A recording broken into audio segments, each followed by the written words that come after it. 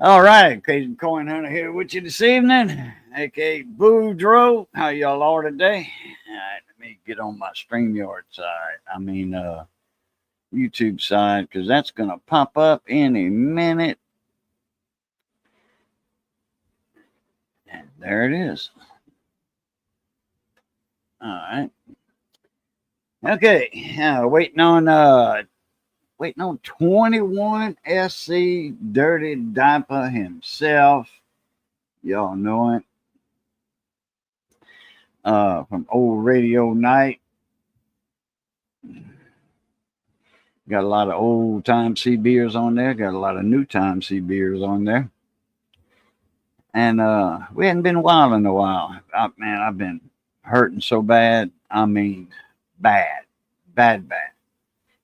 And I mean, not sleeping at night, getting a little sleep here and there, 2 or 3 hours, and then I'm up. You know, the pain wakes me up.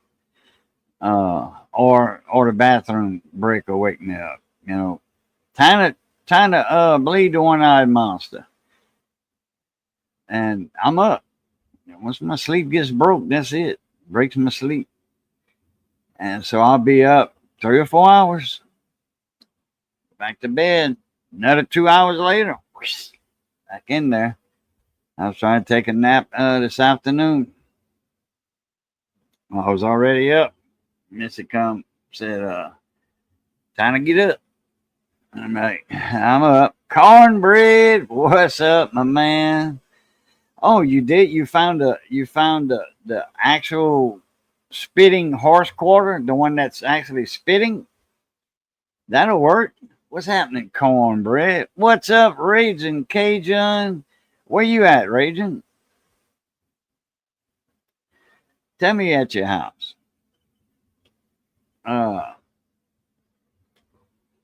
It don't matter if you're at your house or not. Let's see. Let me, where is it? Okay, I gotta wait on it. Oh, in Nevada. Wow. Let me get my Gmail up in chat here. I mean, not in chat, up here. Let me open it. It wasn't open. And once excuse me. Once it gets up, it's got to do all this little catching up. Okay, it's ready. Yeah, it's ready. Okay, here we go. Compose.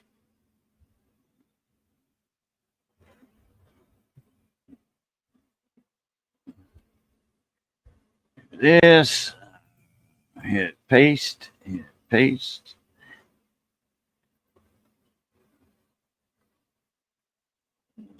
And hit send. Man, I'm all finagled over here. Okay. Nashville. Yeah. I want to give me some backstage passes. Oh, not bad. Dolly Parton concert. Backstage passes. I might take them up on their offer. Free passes? Oh, hell yeah. Okay. All right. Roadrunner. What's up, Mona Me? I just got back in here, so I just I couldn't see the chat. How's Florida treating you? Notice, and maybe y'all had that little kind of bad weather off of Florida for a little bit. Kind of brought the surf up, probably at a haulover over there, Boca Raton Inlet. I've had some rough seas right at the inlet. Outgoing tide and incoming wind, man, that's always makes for 4 or 5 foot seas, sometimes 6, 7 foot seas in that inlet. Been there, done that, got the t-shirt nice and toasted the way I love it. That's right. That's my cousin right there. What's happening? I don't know it. Out here in Nevada. Oh, it's nice and daylight where you at, huh? Yep. Yeah, it's still nice and daylight here. It's a little cloudy though.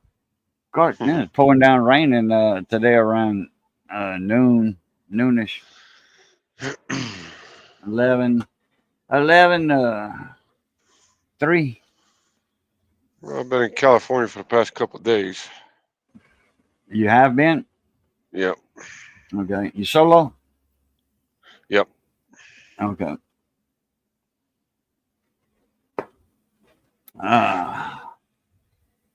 Oh, Cornbread. Okay. Cornbread said he found a spitting quarter, horse quarter, today. You know, they got the Delaware. This is the Delaware quarter with the horse that's rearing up. You know, with the I think they got a rider on him. I think. Anyhow, there's some dye chips where the dye had broke a little bit, and what it is, it's the chips are right there. The dye is broke right under the mouth by that far, and it looks like he's spitting. Right. Where the little dye breaks are, it leaves a mark. You know, when the two dyes press the quarter, if there's a chip or a hairline crack, it's going to fill in that metal, and it'll raise it. So it looks like it's spitting, or it looks like a little lightning bolt. The Buffalo nickel with the spear through it, the modern Buffalo nickel, the 2005, the bison nickel they call it instead of the Buffalo nickel. They call it the speared buffalo. That's a die crack, and it makes it look like a spear through the buffalo. See the buffalo, it's a lot of that metal is scooped out in such that big area is scooped out for that buffalo, so it only leaves thin at the top and the bottom of the die. It's thin, and it gets hit so many times, press, it cracks the die right there. So that's what causes the split. David Carlisle, what's up? I was fixing to email you. Zanron, what's happening? Deplorable garbage. And then, like I said, there's Miss Missy.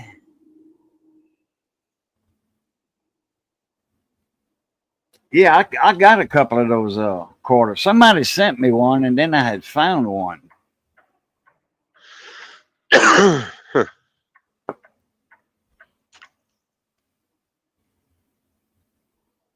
Besides driving, what you been up to? Not much. I mean, been getting up pretty early in the morning, so I haven't really been doing much with YouTube. Okay. Yeah, David, the bison nickel. Look, you know, I still call it the Buffalo nickel. Sometimes I catch myself and call it the bison nickel. Mm-hmm. Now the Indian head nickel, you know, the old ones from the early 1900s and the teens, those we call those Buffalo nickels instead of bison nickels. We call those Buffalo nickels or Indian head nickels. That was the first. That was the coin that got me interested in coin collecting. Actually, was a Buffalo nickel. The Hall of Fame game on what? Zanron. July 31st for the Hall of Fame game. Who's playing? What league and what teams? Oh, we probably don't know what teams yet. I do know that LSU men's baseball won the World Series. Yeah, buddy. Woo woo. The Detroit Lions versus the LA Chargers for the Hall of Fame game. Okay. Yeah. Now, what is it about a Hall of Fame game? That's not one I'm that familiar with. You know, usually you got like, you know, this All Stars, you know, and which one was it? That was before the Super Bowl. Now it's after the Super Bowl. The Pro team. Pro Bowl. Yeah, Pro Bowl. That's it. Pro Bowl. Yeah. As what is it about the Hall of Fame game? Is it something new or? Leave it. I believe it's new. It's basically like our fourth preseason game. It's basically like our fourth preseason. Oh, okay. I got you. Okay, so it's kind of like Daytona 500. Daytona 500 is the big win, but at the beginning of the season instead of the end of the season.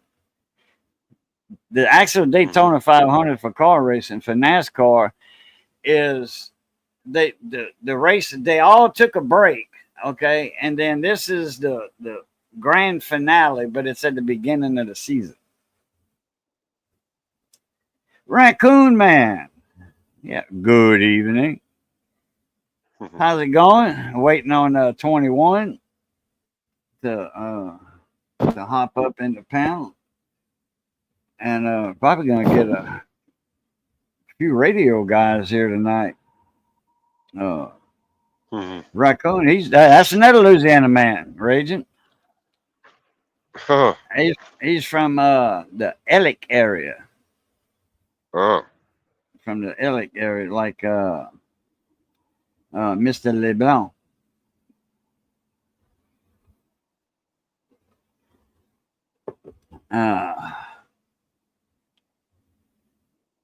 He's over there by you know where they got the Mud Fest at every year? I think so, yeah. And where they do all the the country stars, they make their videos there and all. Sometimes their country music videos. The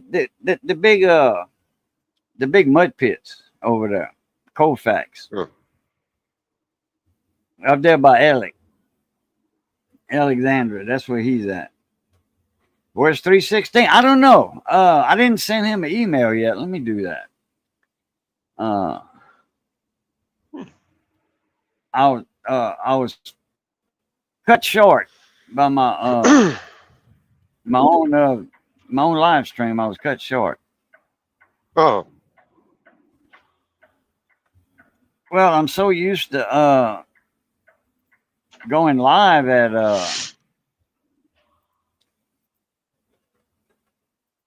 7. I was lollygagging around, and 6 o'clock hit me before I knew it. Keep right, then keep left. You on Lat Lake? What? He's on Lat Lake. I know where that's at. No, anyway, keep left. What? I'm on. Keep left, then turn left. Getting any rain down there? No, we did all day today. I'm on Lat Lake. I know I'm where sure Texas and Louisiana and all them southern states don't want no more rain. right. Yeah. Especially Ted. Well, that was a fluke right there. That was a tropical system that was in the Pacific, tropical storm, hurricane, whatever, that was downgraded. And Lat Lake. That's like I guess bass fishing going on over there. That I was in Arizona one time, and they had one of those hurricanes that was downgraded to a depression and all, and it came over Tucson, Arizona, man, and it was nice and cool. And this is the middle of summer, nice and cool, and drizzly for a couple of days. Man, people were freaking out. They didn't know what to do. They never saw nothing like that in the summer. And naturally the washes, the arroyos filled up with water coming off the mountains. All that rain comes down and goes somewhere. It all comes down in the washes.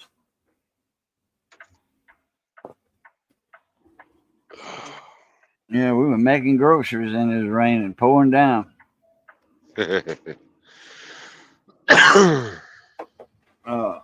Mrs. Sister's going to Walmart, so we went with her. Man, they had all kind of stuff on sale at Walmart in the school section. Look here, them boxes.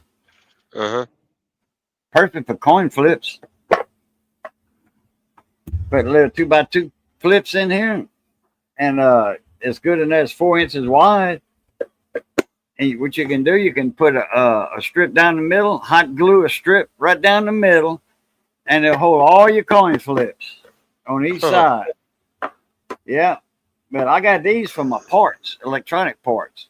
DigiKey bags. Uh-huh. Yeah, there's some capacitors right there. That's some thousand microfarad, 16 volts. They fit right. Them DigiKey bags fit right in that box, and just put a little sticker on there saying capacitors. I got a printer, a little handheld label printer, and you just punch in what you want and hit print, and it comes out any way you want. Italics, double line, single line, big, small, medium, whatever. Put capacitors on there, and boom. Now you can get the darker ones. I got a smoky gray one, and the rest of them are, they'll come on clearance now. They'll come on clearance after school lets in, about a week, not even that, and there'll be a quarter. I missed out on a bunch of them last year or year before last. A bunch of these things for a quarter. I could have picked up a whole case of them, a full case, for $5, I think. Turn right, then turn right. I forget how many come in a case. No, it wasn't even $5, I don't think. I forget how many's in a case. I think it's 20 or 25. So at 25 times a quarter, yeah, that'd be $5. $6. Let me see. 0.25 times 25. 6 1/4. I picked a bunch of 3-ring, not 3-ring, 3-prong binders. Mm-hmm. And all different kind of colors too. Like these. Yeah. With the prongs in it. And what I do, oh man, I forgot to look for those sheets. The sleeve protectors. I got to look for them.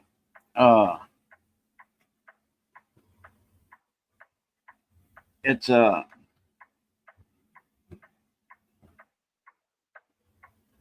the 3 prongs, the 3 holes on the sheets, they sleeves.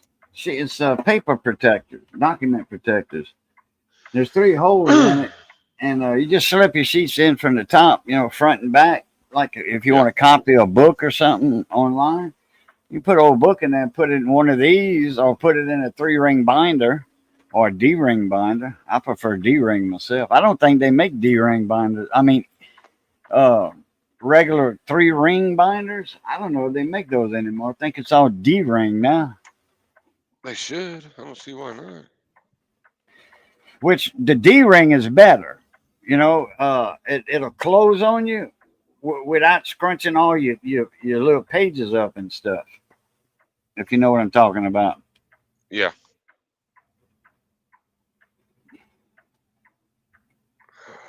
Sometimes you got to help the bottom of the pages out, because when you go to close it, it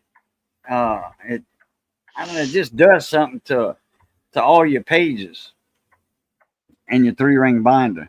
A D-ring binder don't do that. Because it's D-ringed, it's all straight right there, and when you close it, there's nothing that wants to go in that circle. Let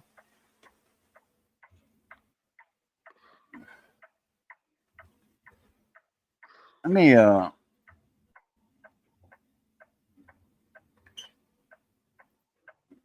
do something here right quick. Alrighty. Oh man. Oh, I tell you what, I'm hurting, man. You ain't the only And one. tell me, send me an email yesterday. Man, miss you, man. Where you been? I haven't seen you around. Who's that? I'm like, I've been hurting. That was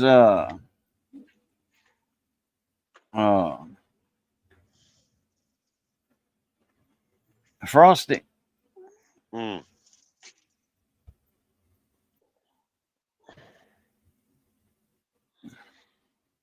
No, I'm so busy with this company. It's just hopefully when it starts cooling down a little bit, I can get back into videos and get back with YouTube. But as of right now, they keep me running. That's good. You're making money. Oh yeah. And then when I shut down at night, I go in, I take my shower, eat my dinner, and watch a little bit of TV and talk to the wife a little bit, and I go to bed. Right. and I'm usually up by 2 or 3 o'clock in the morning. She's still running local. Yep. Okay. That works.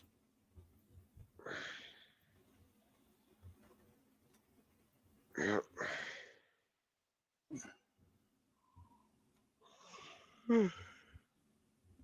God.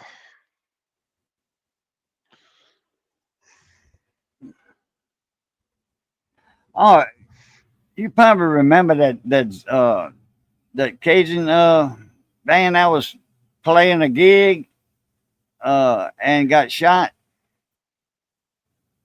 Him and his son got shot on stage. No. Some crazy people were over there and they got shot. They didn't get killed. They just got hit by a stray bullet. That was Chris Hardwin from over here. He that was at Colfax at the Mud Festival. They had all kind of bands over there. And then for my move for the Mardi Gras, the same guy, and he was with his son, but older now. The son was bigger. They had another shooting for Mardi Gras. Oh wow. On the north side of town. They had somebody just started shooting up in the crowd. And people jumped on him real quick. They subdued him, and the cops got there. He got the hell beat out of him before the cops got there. I mean, it didn't take but 10 seconds for the cop to get there, because there's cops all around for Mardi Gras. But he beat the shit out of him.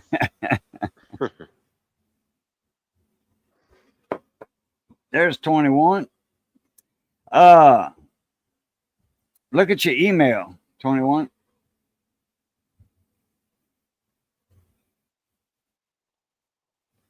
No, I just came across Donner's Pass. That was fun. Which one? Donner. Not familiar with it. I-80 in California coming into Nevada. Okay. That I'm was familiar fun. with Gmail 21. I'm familiar with the Cabbage Patch. Mm-hmm.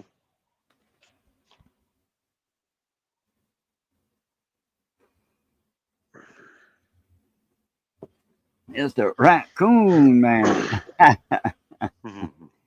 Yeah, 21. He first time he ever met me, he called me Coon Hunter. Gazing Coon Hunter.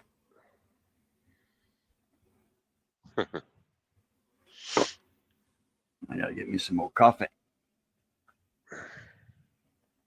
Well, Boudreaux, I'm gonna hop off here. I just want to come up for a few minutes and show my face for a little bit. I'll stick around for a little while. I gotta start my going to bed things. I gotta be up early. Okay. Yeah. Okay. Hell, it's what 5 or 4 your time. Should be 4, huh? About 4:30. Yeah, 4:30. Okay. I gotta be up probably about 2:30, 3 o'clock. So, and make my way up to Ogden, Utah. Getting through Donner's Pass and not getting eaten is a good thing.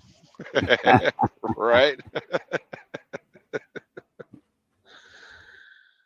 Yeah. I might stick around and chat while I'm doing everything. So Okay. Well, you got the link in the email, so you yeah. know that stays good. You know that. Oh yeah. So, all right, Raging Cajun. We'll catch you later, Mona. Me. Appreciate you coming up. All right, Bujo. Thanks for sending me a link. Everybody in chat, y'all stay safe. Go make something of yourselves. But until next time, y'all keep those wheels spinning, your beavers grinning. We'll catch you on the next one. Peace out. There you go. Plutarch.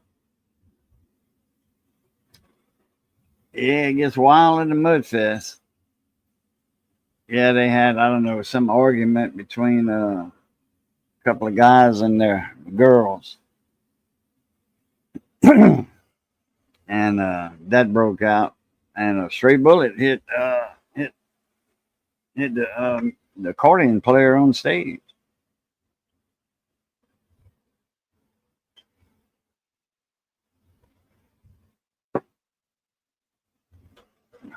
I gotta get me a cup of coffee. Oh.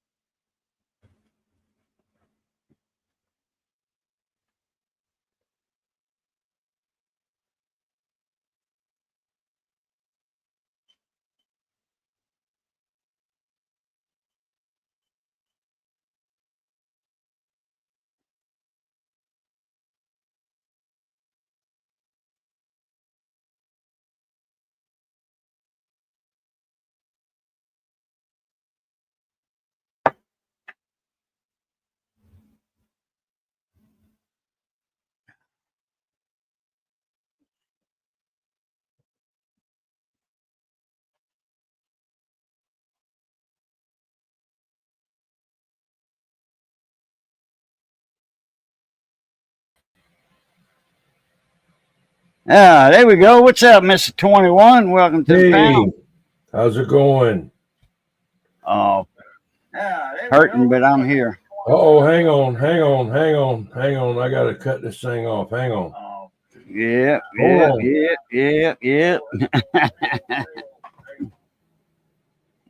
All right, I got it now. I heard it in the background. Yeah. Hey, look at your name on the board. Look at your Yeah, name. I saw that. I put that on you. I put that on you last night. You didn't even notice it. No, your name. No, I noticed it earlier today. That's when I was telling everybody. Yeah. They called me Coon Hunter. Yeah. Yeah, I used to live up off of Jedburgh. It's outside of Somerville, between Somerville and Walterboro, South Carolina. And we lived on about 100 and something acre property back then. And down a dirt road beside the back of our property, there used to be a lot of guys go out there and go coon hunting out there. And, so I went out there with them one night, but I didn't like it because, the friggin' dogs get the thing up in the tree, and the thing is trapped and you just shoot it down. That, to me, that's not that great. It's good exercise for the dogs, but what I would have done is, to me, let the dogs chase them and then pull the dogs back off and let them, let them go. But anyway, they're big into that back then. In the Yeah, early then 70s. pull the dogs off and find the coon yourself. Find which trees. Then Siberian Gal Pal, Yeah. how you doing? Hey, I've got a You- 4K giveaway coming up pretty soon. I'm trying to get some more people to get in there and subscribe so I can get extra, get some enough people in there to do it. I'll be giving away a custom built. Matter of fact, I'll show it to you. Throw your let me do this. I'm not real going to quick. light it up. I'm not going to light it up because I got too much to do that, but I'll show it to you. It's one of the things that we're going to give away. Let's see here. Hang on. Let me try to get this right here. Where is okay, bootlegger? I'm on the wrong damn thing here. Hang on. Shit. What is this? Hang on. I don't hunt coon. here I we just are. feed them. Yeah, I There like. we are. We had a pet coon at one time. They're 6 hours to midnight. All right. Oh yeah, there you go. This Catalyst. is DD21 4K giveaway. This was made by Ken Carlock on a CNC machine made out of aluminum. It's All right. blue inside with a light. It's called the Dirty 21. It's got marks and stuff, little marks on it and stuff like that. But it's I think a 150 DD21 Dirty 150. And it's got nice size wires too, Is it a modulator? It's got 2290s in it, and that's what I Okay. wanted to put in there. Right. It's Toshiba 2290s too. Right. I told him I want no HGs in there, You got a pair in there? Yep. Oh, yep. okay.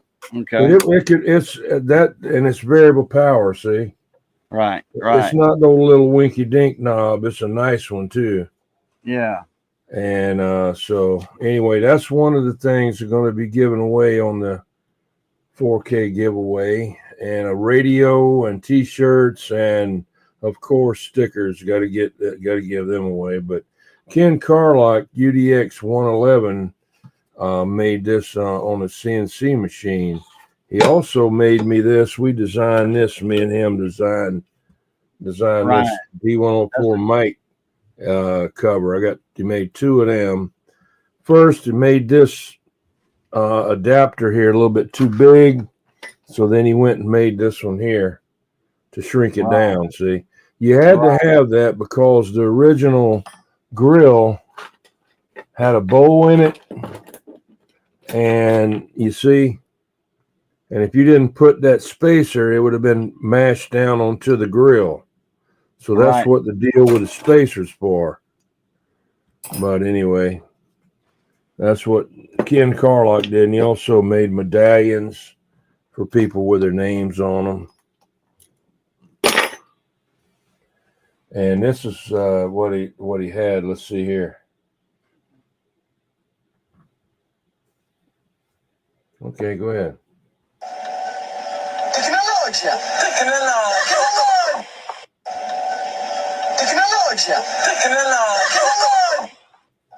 That's Technologia. Yeah. Anyway. Colt 49ers, what's up, Mona Meat? 40 whiners. 40 whiners, 40. Yeah. Hey, Colt Yeah, 49ers. I don't know if that has to do with the football team with Colt 49ers. It might. I don't know. It might. Usually, he's a Saints fan. That's another Louisiana man right there, Colt 49ers. Yeah. He's down in Thibodaux. Is he 75 like Fahrenheit or 24 Celsius? 24 Celsius is 75. Is he like Poke Saladani, way down in Louisiana? Yeah. Where the alligators grow so mean. Yeah. I got some of that poke salad was growing right by the back of the house. But the last time I tried to, my mother used to fix it all the time. My brothers were older than me, and they knew right where to go get the stuff at. It was over by the Navy Yard in these woods over there by where nobody else went. They'd go over there and get it, and she'd fix it. And we ate it. But you got to really be careful with that stuff. It'll poison the hell out of you. Well, that's what happened to me. I didn't know you had to boil it wash it, clean it, and boil it about 3 times. I just did it one time. And I'll tell you what, that thing, it kicked my butt, man. You got to have, you got to pick the young leaves also. Yeah. We used to pick it, and there was the young leaves, and no ill effects off of it. It's good stuff. Yeah. It's it's like mustard on steroids. Yeah. Well, we didn't have back then. We didn't have too much to eat. My dad got sent to prison when I was 8 years old, and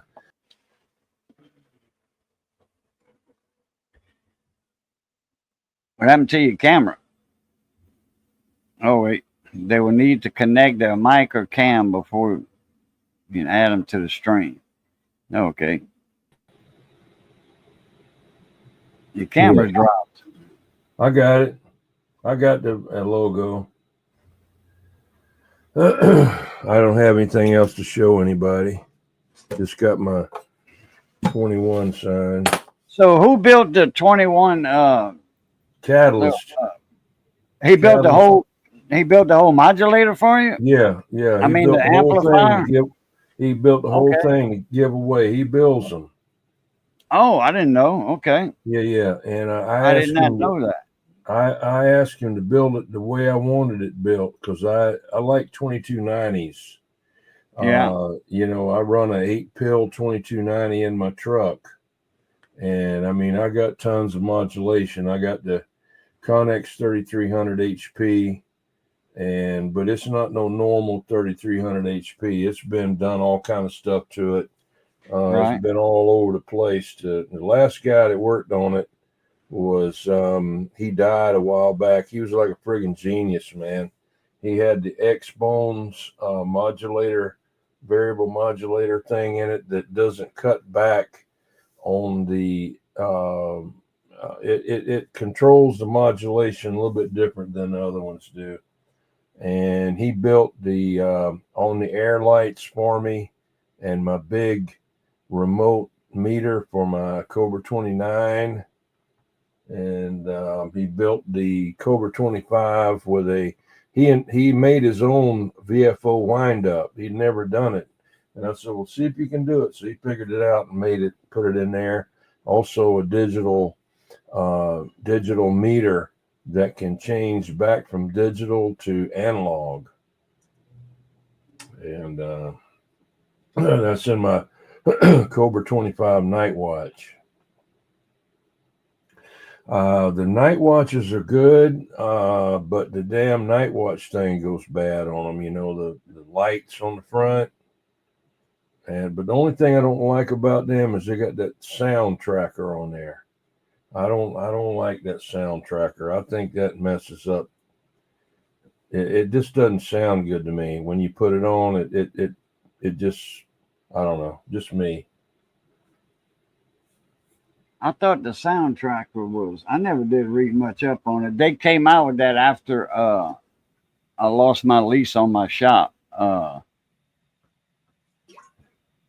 Years ago. I thought sound tracker had something to do with, or it might have been Night Watch or something. Well, Night Watch is the lights that are on the front. The lights that light up the panels. It was one of the first radios that had, lights on the front that light up at night. It looks nice. You can see everything. Doesn't it have something to do with an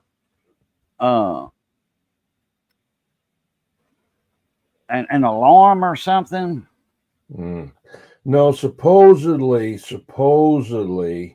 if you have a radio with a you have one with a sound tracker in it, and the person that you're talking to has one in it, it's easier for communication for whatever. But I've even got the walkie-talkie. I think it's the 36WX with weatherband walkie-talkie that has sound tracker in it, but it does something to the audio on it that it kind of, I don't know. It's not like a noise blanker to me. It's kind of like something else. I guess I'm not used to it. I'm just either used to having a radio that doesn't have a noise blanker on it or one that does, A&L and noise blanker, but I just keep them pushed in all the time. I don't ever, Okay.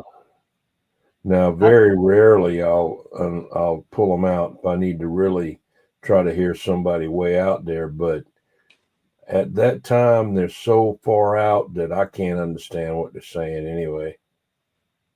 Right. Okay. How's my audio? Siberian Gal Pal and Raccoon Man. I've got it on a certain little setting right here. I'm checking it out, make sure I'm not too loud, because I noticed last night on yours, and I watched a little bit of the playback at the end, when I signed out, and I was loud.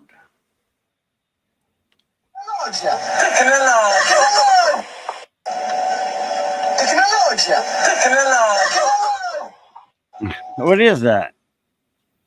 That's that guy, Technologia. That's two like Italian guys, and they got a YouTube or Facebook group, Facebook thing, and they'll see somebody like this one guy has a pair of tennis shoes. Instead of having laces on his high top tennis shoes, he drilled through there and put all thread rod with wing nuts on each side.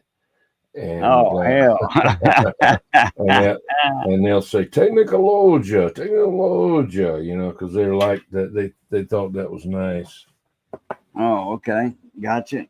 Siberian Gal Pal, nobody can sound as good as you, or hey, and also look as good too, Man, I went to Walmart today. Yeah. Is her tail wagging? I picked up with these little boxes, Ooh. pencil boxes, 75 cents, something like that. And they perfect size or you can put something in the middle, hot glue a petition in the middle. Yeah. And have 2x2 coin flips in there. Or get DigiKey bags. Okay. Now DigiKey, that's like just electronic supplier. I think I bought stuff from them before. Oh, what yeah. Was that? Oh, yeah. Thank you, Gal Pal. 1,000 microfarad, 16 volts.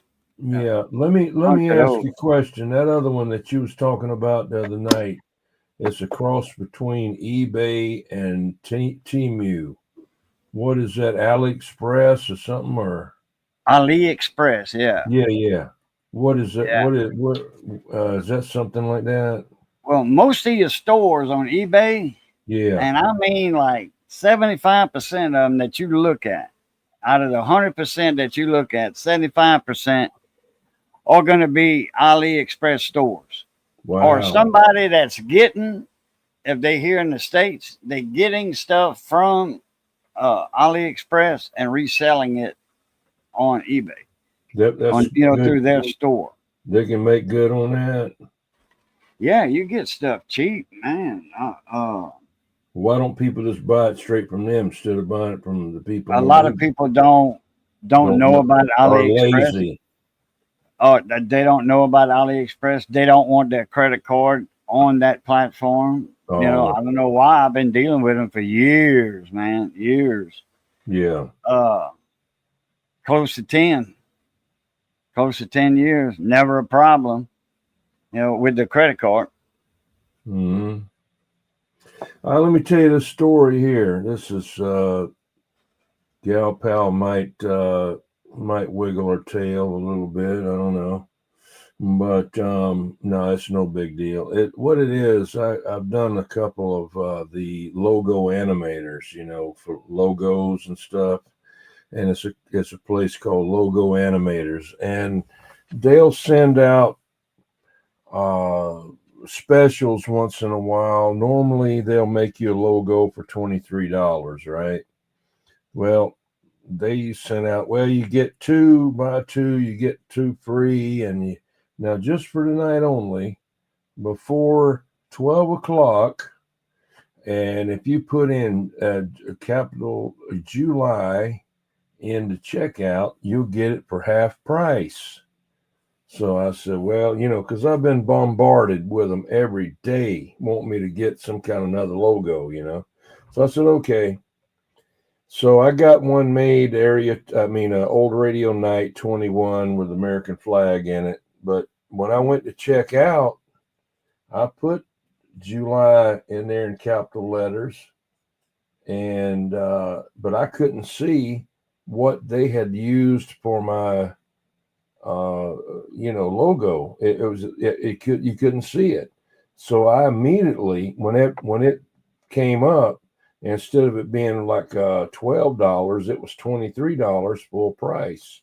So I immediately sent them an email on the same email that they had sent me and said, hey, here comes the rain. I said, go ahead and cancel the order or give me the, 50% discount, And so back and forth emails. And they said, well, just wait, just hang on. We'll get it straightened out. It might be on us, one of them. Then they said, well, we got to get Anthony, the owner. We're going to email Anthony. And then another one said, Anthony didn't get back to you. And then finally, one of them come up and said, yeah, you signed an agreement whenever you bought that on a website that you accepted the terms and conditions. We're not going to refund anything. And if you try to go back to the bank and get it deleted or whatever, refunded, then we have won a lot of those with that. We won all those, and just crap like that. So I told him, I said, hey, I don't like to be threatened and stuff. So, but anyway, so I'm waiting on what else they do. But I got it, but it wasn't half price. So, but I won't be getting any more from them. And where's that? Logo Animators. Oh, I got you. Now, I found a whole bunch of different ones on Facebook that were $5, and you got 4 of them, $5 a piece. They're nothing to make them. I mean, a computer makes them. I mean, they're not anybody out there with a friggin' hammer and a chisel, and a stone. It's not like you got slaves out there, So I just really pissed me off. Sorry about that. Siberian gal pal. I said a bad word. But anyway, yeah, they keep every day I get bombarded with, oh, just for you. You're one of our best customers. We like you so much.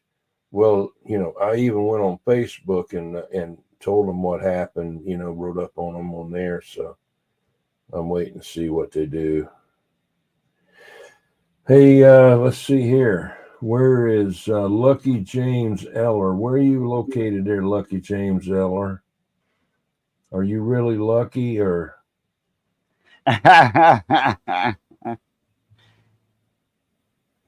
Dave Carlisle. Are you that lucky? Yeah, David Carlisle, right? I brought him over to your channel. Okay. David Carlisle has followed me to a lot of channels, and he goes to them a lot. I mean, often. It won't be if you're live every night. He won't be at your live every night because he's going to be at somebody else's live the other night. The next night or whatever. But he doles himself out pretty thin out there with all the channels that he goes to, and he's one of the rare instances that, Yeah. 1,000 subs with one video. He's one of them. He He's had got one 1,000 video. subs with one video. Okay. One video. And Boo quits going. No. I was on 21s last night. In fact, I was in the panel. I was Yeah. live up on the panel. One of the rare times that I'm up there, Yeah. that I go up there. Well, That's one of the rare times he was StreamYarding too, though. yeah. I try, because see, I get 20 hours a week on that, a month on that, and but what I wouldn't do, I would not do this, but I know some guys they would, hey, a fuse.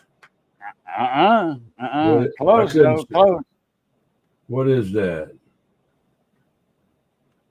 I can't. Oh, it looks like a LDMOS or something. What is it? LD Moss, huh? Yeah, You ain't far from it. yeah. It's a. Go ahead and finish talking. Go ahead and finish Anyway, talking. I wouldn't do this, but some of the guys tell me that they have several email accounts with them, and when they run out, they'll just switch to another one. And I don't know if Coon Hunter told me this or not, but leave an hour on there so you can go back or something. I don't know. 5 minutes, 10 minutes. 5 minutes, okay. Yeah. If you go like me and David, but David knows what I'm talking about, but other guys do this too. When I was going live pretty often, I'd leave 10 minutes on there. What I would do, I would time my last stream, second to last stream until my hours, get roll over, Yeah. and I would leave 10 minutes, on the clock. And then the next, not the next night, but the night after, because I was doing, my penny games then, my wheels, silver wheels. But actually, I was paying for it. I was paying for it with my silver wheels. But before I was paying for it, I would leave 10 minutes, and once you start it, you can go 4 hours, 5 hours with 10 minutes on it. But if you stop it, you're not making a new one. Right. No, you're not making a new one. Once you get out of it, once you leave the studio, in broadcast, that's it. You're not making another one until your time rolls over. This here is and this is one of the advantages of AliExpress. This here is a 50 ohm.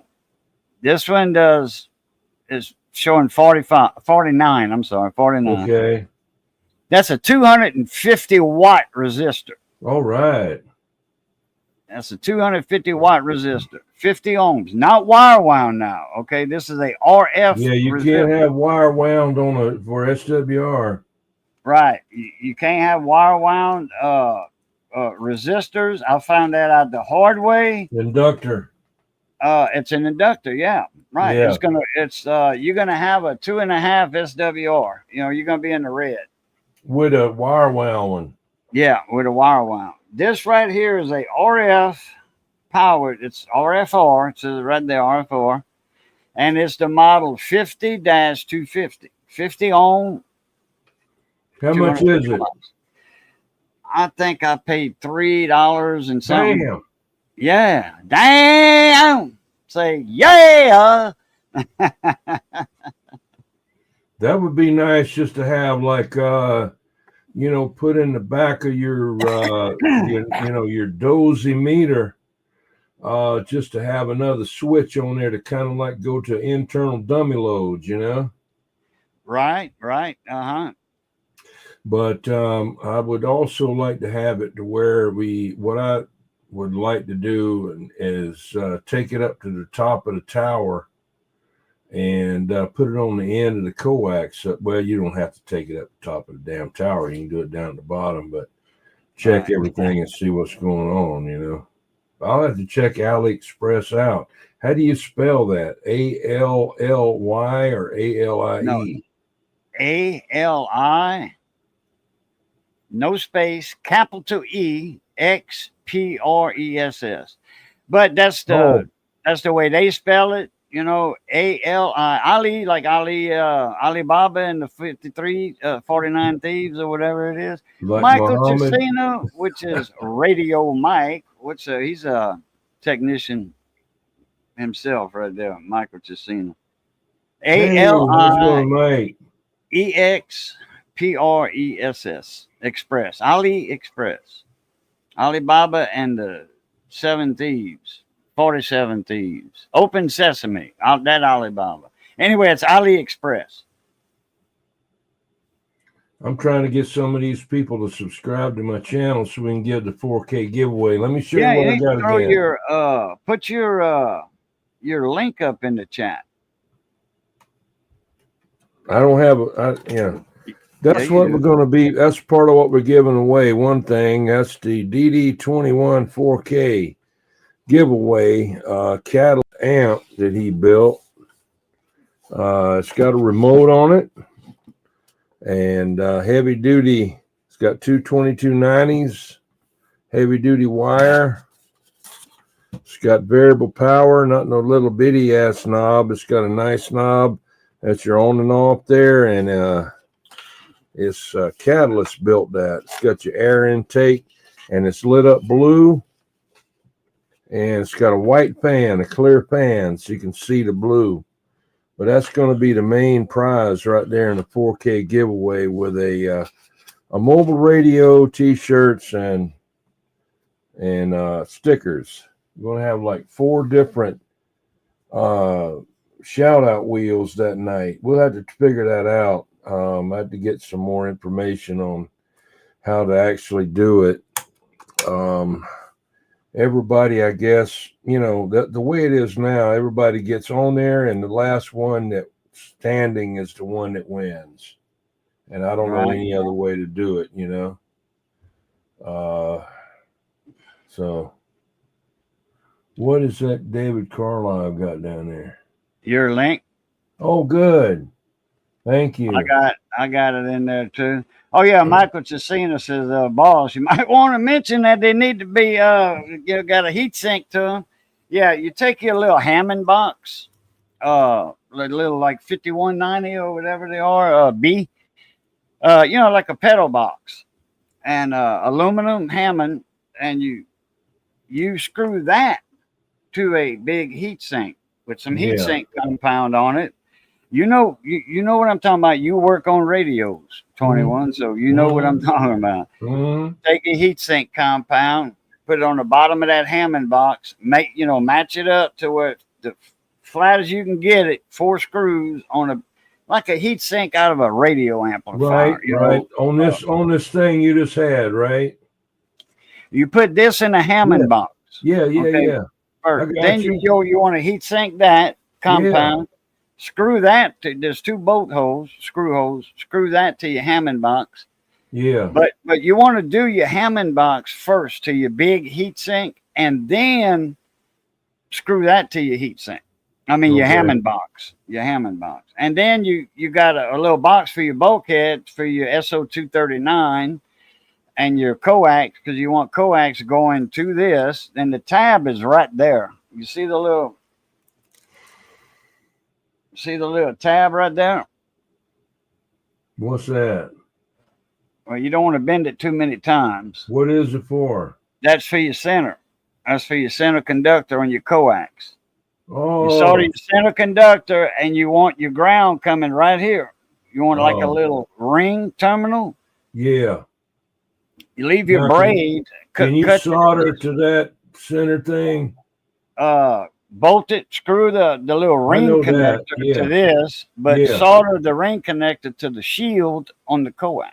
I know, but I mean the center thing coming off. Can you solder to that? Solder to that, yeah. Oh, okay. To that. And you want that in your Hammond box, and you want your Hammond box 4 screws flat as you can to your heat sink. a big aluminum heat sink, something good size. And then it'll run about 140 degrees, because this can take 220, I think. 220 before it starts breaking down. Hey, Siberian Gal Pal, yeah, it's Mama has a squeeze box and Dad don't get no sleep at night. Yeah, and your squeeze box. Yeah, Mike Tessina said, treat that just like you do like a MRF 454, 455, or a 2290, 2SC 2290 transistor. You know, the little tabs on those. You don't want to play with those much. Just like this one, don't want to do that much. Hey, Bella's dad, a.k.a. Phil, where Yep. is he at? He's in New York, from Alabama. He's from Alabama, but up in New York right now. Yeah, his work brought him over there. Phil's a Marine. He Okay. he was Hoorah. weighing 210 when he went in. He was weighing 280 when he came out. That's how much Damn. iron. That's how much metal he's got in his body. Damn it, boy. And IEDs got him. Did he go to did he go out there to California or to Paris Island? I've No, been he down went to to Paris Paris. Island. He went to well, no, anybody west of the Mississippi, they go to California. Yeah. And then he went to Paris Island, Carolina. Yeah, the only thing now I That's know the you- rule of thumb, That's the rule Well, I of know thumb. that back in the day, I think it's 1968. There's a couple of guys that I knew. They might have been about a year older than me, and they had some kind of issue with their parents, and one of them, we was at the service station, those hoses that ring, the bell will ring when you come up in there. He come flying up in there in a 1965 Ford and hit that damn thing and slammed right into the damn building. And he says, anybody want to go with me to join the Marines? I'm getting the hell out of here. Well, he went ahead, and the guy that was there, the son of the owner was there, and both of them went and joined up, and they went to California, wherever, I forgot the name of it, but he went over there to Vietnam, jumped off the helicopter, got shot in the back, pulled him back in. That was his tour of duty. But he was mean as hell from then on, man. I went up to his house. I was about 35 miles away from him. I was driving a 1957 Chevrolet pickup truck, black. Wasn't no other one in Charleston like that. So I drove up there, and he had some pot and stuff like that, which I never would smoke any of that stuff. I just couldn't do it. But anyway, he said, hey, let's go down and get some beer at the store. I said, okay. So we drove down there. It's about 2 miles away. Right across the street from the friggin' store was L.C. Knight, the damn sheriff of Dorchester County, his office. Okay. So we went in the store, and we was standing there, and there was a line of people there waiting to get served. And the damn woman, she was on the phone. All of a sudden, he started hollering, get off the phone, you bitch. Every time I come in here to try to get some gas or anything, you're on the damn phone. And you won't cut the pump on, and I got to go out there and come back in, and I'm tired of that bullshit, So anyway, we went on up there, and I was trying to crawl in the damn cooler, because people were looking at me, Yeah. So we had gotten a bunch of change together, all kinds of quarters, nickels, and dimes, and everything to try to buy that 6-pack of beer, So we got up there, and she snatched a damn 6-pack from him, said, you done had enough. I'm not giving you any more. So he went on back he just walked right on back to the cooler, grabbed another one out, and he took that handful of coins and threw it at her. And some of them hit her in the head. Some of them went up all on the ledges around the glass and stuff on the side of the building. And she says, I'm calling the police. I'm calling the police. I said, oh, good God, we got to get the hell out of here.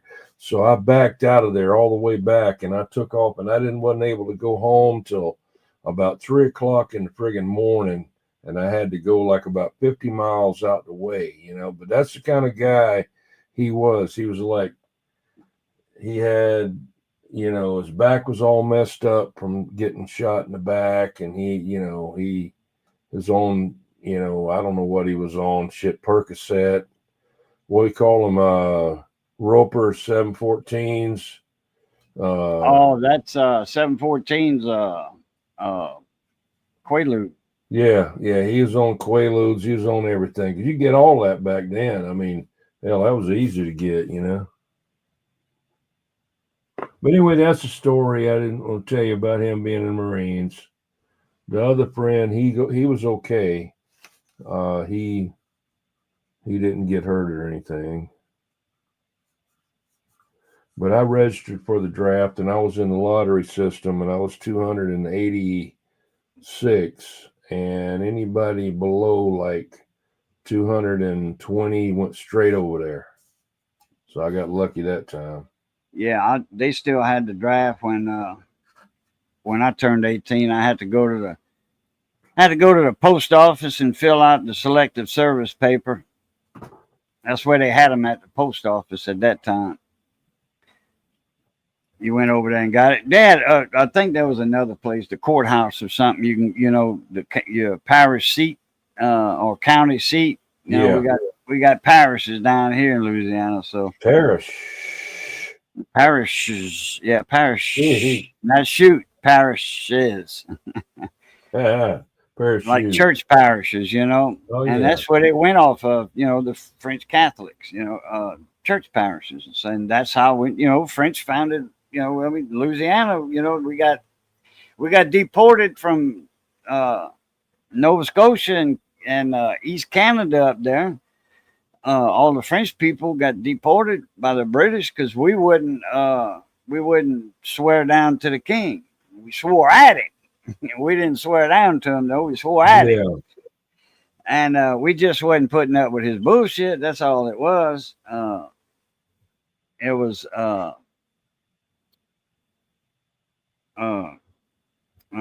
religious thing. You see, England used to be Catholic years before that. And then the King of England started his own church, you know, his own religion, his own church. So he wanted the money, you know, and attention, I guess. So anyway, Scott Keller. Now we glad that the British deported us, because we wouldn't have what we have today in Louisiana. Our own culture, you know, our music, you know, man, Cajun music, man. People come down here for the food, the music, the joie de vivre, and all that, you know. But now the mayor of, and there's a guy I went to school with, the mayor of Abbeville got a proclamation, an apology letter from the Queen of England. The mayor of Abbeville, Louisiana did this now. Got the Queen to write a letter of apology for exiling the Cajuns out of Canada down here. See, if that wouldn't have happened, Canada would be part of the United States right now. Or New France, whatever, you know. So, but anyway, because, you know, they deported a lot of people that would have fought for the Americans, you know. They deported their best fighters, put it that way. America's best fighters, because it wasn't Canada back then. It was all the New World back then. That there wasn't no Canadian border and United States border and all that. That didn't exist. You know, it was just land. You know, you didn't know where you was in Canada or, you know, whatever. So, you know, and then Nova Scotia. But anyway, they decreased their army size by doing that. But anyway, we wouldn't swear down to the king. We swore at him. Yeah. So, but anyway, yeah, the mayor of Abbeville, one guy, just a mayor got the queen to sign, got to, a letter of apology for exiling the Acadians, the Cajuns. They wasn't called Cajuns back then. They were called Acadians, and we live in an area called Acadiana. And that's a little story on its own right there, how that name Acadiana got started. There's no such thing as Acadiana up in Maine, by Acadia State Park, or National Park, Acadia Park. They have a Acadia, that name's up there, but not Acadiana. Acadians, but not. There's no Acadiana word up there. That was a little error in the spelling on the Channel 3 TV stations license when they applied to get on the air with a license, the TV station Channel 3.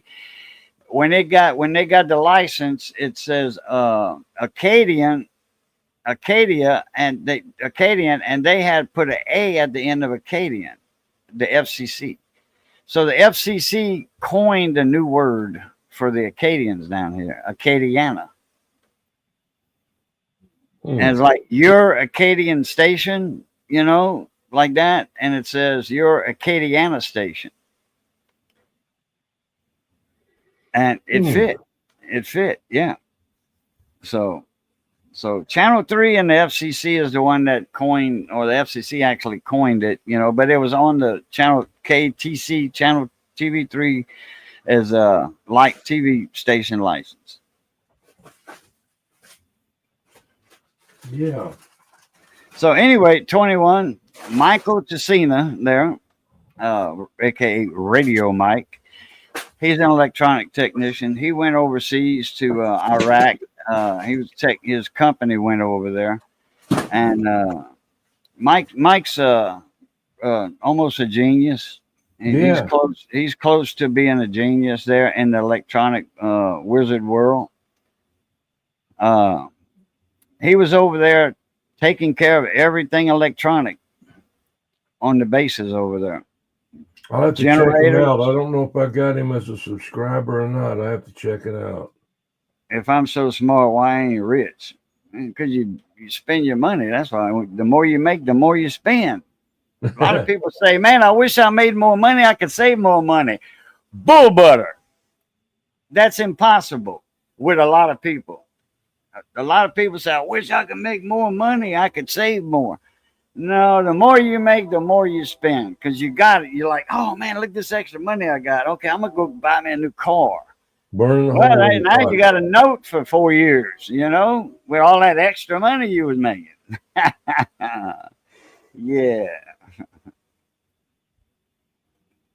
First year, he ran a SATCOM terminal. Second year, I started in counter IED stuff, then ended up fixing military power generator electronics. Yeah. Oh, yeah. He asked the base commander, he says, can I build a radio station, music, FM radio station over here? Commander says, yeah, keep it small. Keep it close in where, the enemy can't triangle locate you. So it's just base wise, I guess a little quarter watt radio, 1 watt radio. Hey, Scott Keller. Yeah, he said, yeah, know how to save. Yeah. Yeah, not impossible. But yeah, I know. But I was cracking up, joking about it. Yeah. Oh, Michael said, yeah, my 1 watt wonder, WTFO 105.9 stereo Sania.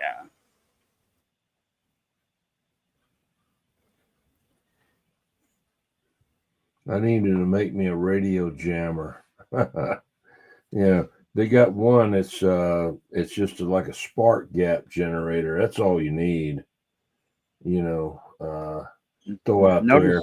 Notice his call sign, call letters on the radio station. Yeah. I got you. Yeah.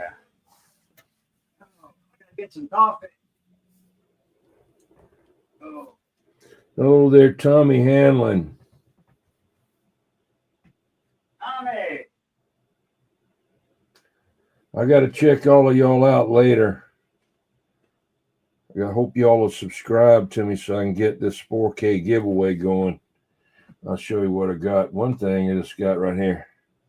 That's the one that Catalyst built, brand new.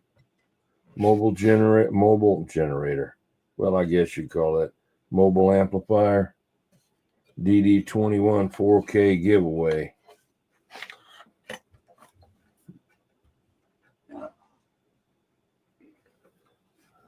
Got 2290s in it. That's one thing going to be given away. Let me pop that big right there. There we go. Yeah. There you go. Now you can really show it all. I'd like to light it up, but I got to do a whole lot to do that. But it's got coming Excuse in me, and going out. but, It's got blue lights in here, and Ken Carlock custom made that CNC with aluminum. It's made out of aluminum. What? He made the box too, the project box for it, or No, I think Catalyst got that. I think he might have bought that from Fat Boy or whatever his name is up there. Oh, got a yeah. remote.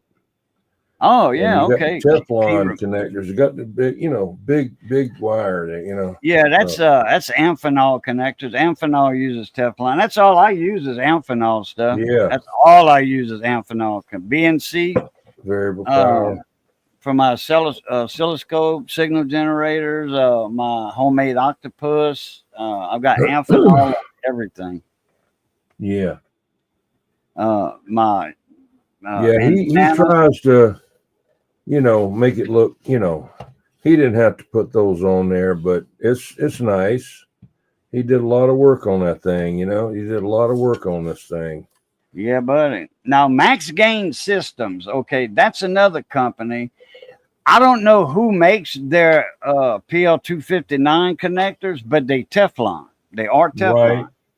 Right. They might contract Amphenol out to do them because they buy them by the like 500,000. Because they have a big business. Max Gain Systems. They deal with BNC connect. I mean, if it connects coax or whatever, they have it. They have it. Test equipment, connectors, what have you. They got it. Ham equipment, they have it. Who is that? Max Gain Systems. Max Gain, okay. They out of they're not far from you, I think. Huh. I'll check them out. Let me see. Hey, Siberian's going to take a bath. Are you going to take a milk? You going to Marietta, Georgia. Yeah. You going to take a milk bath? Right here. Max Gain Systems. MGS. Okay.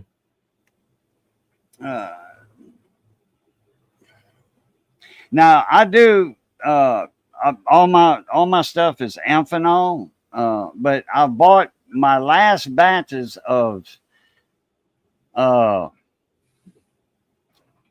PL259s came from them. Yeah.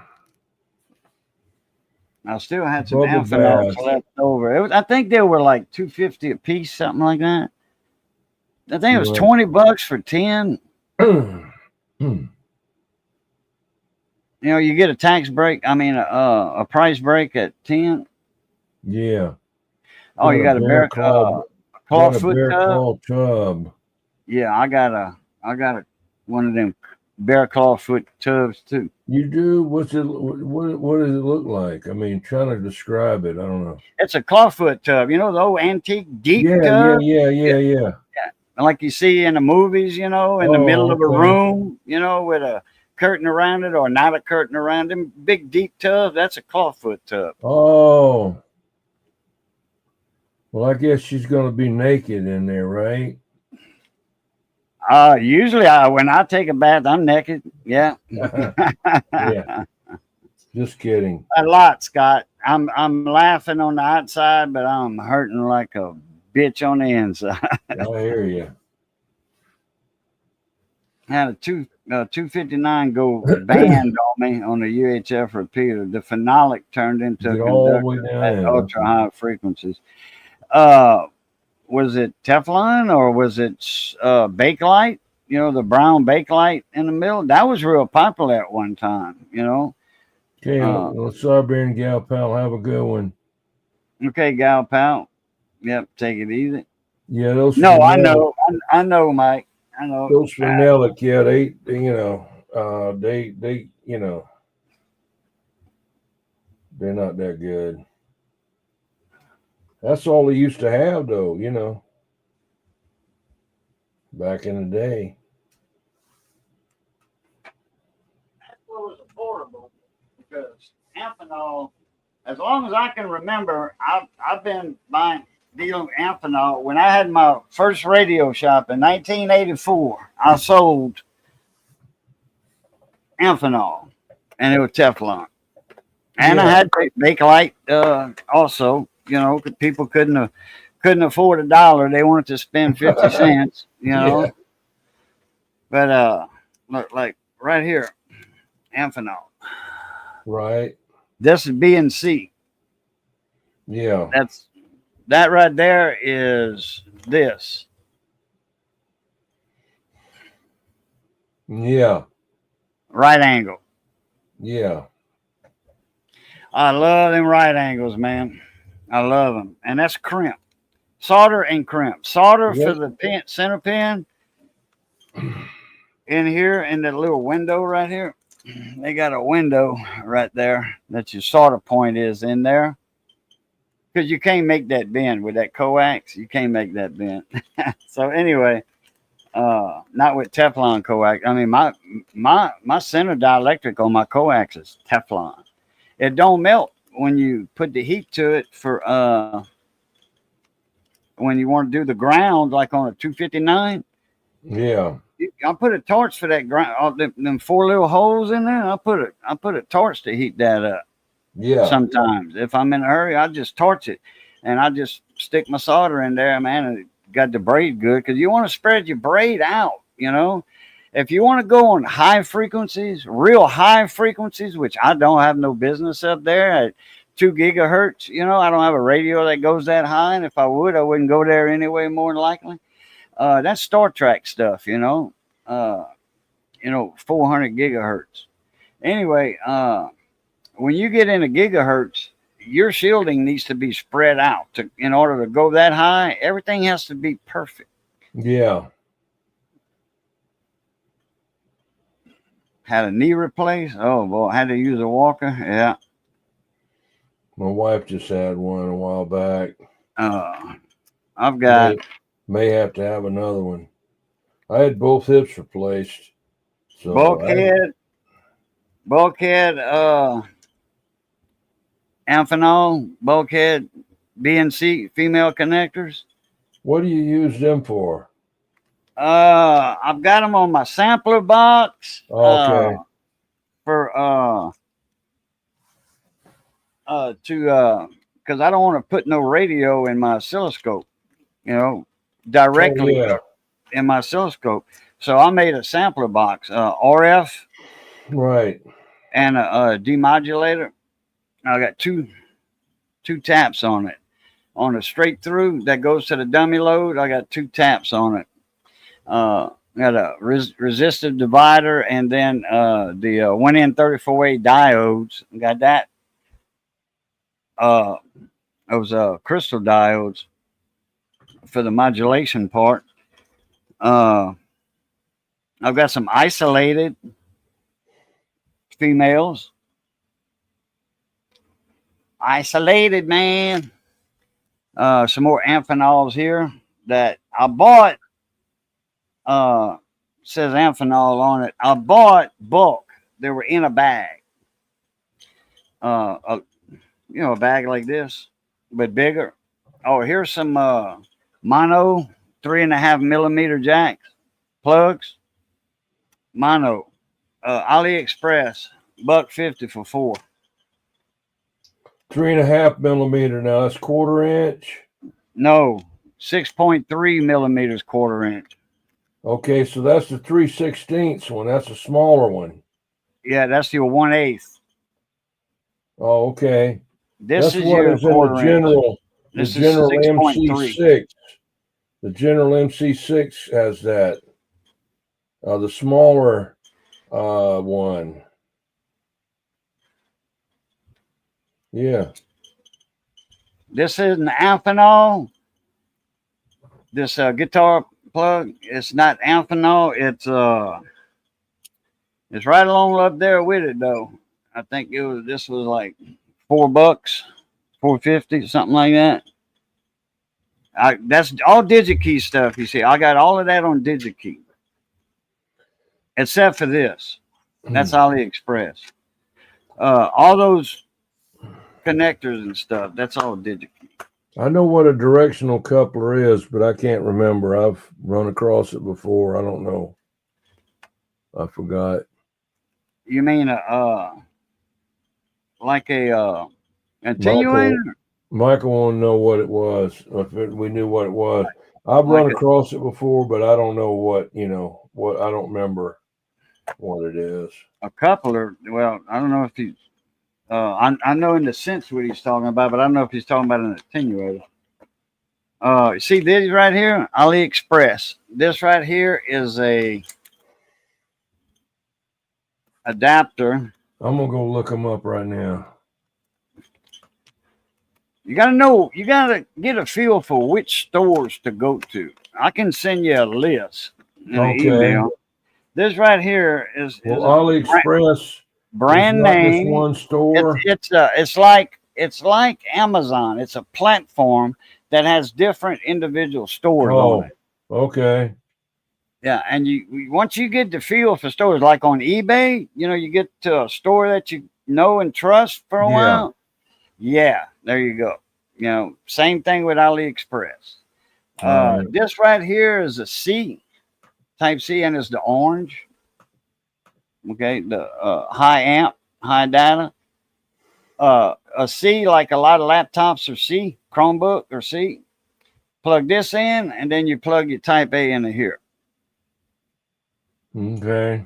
That way, if you don't have any C to C cords, if you don't have any C to C's, if all you got is A to C, then you screwed on a Chromebook or a iMac, Apple product. So here's your C, and then you plug that into your laptop, and you plug your Type A into this end, the ass end of that one. But AliExpress is good for stuff like that. Good for those They're good for a lot of stuff. How about those resistors that you had? Can't you gang a bunch of them together to get higher wattage? Wait, say that again. That resistor that you got, that's can't you gang Dummy load resistor? What about it? Yeah, you can gang them together to get higher wattage, right? Yeah, Would you do it end to end or side by side? In the end for 500 watt. Okay. Wait a minute. No. In the end you'll have 100 ohms. Parallel you stay at. No, you don't neither. You run them in parallel, you're cutting them in half.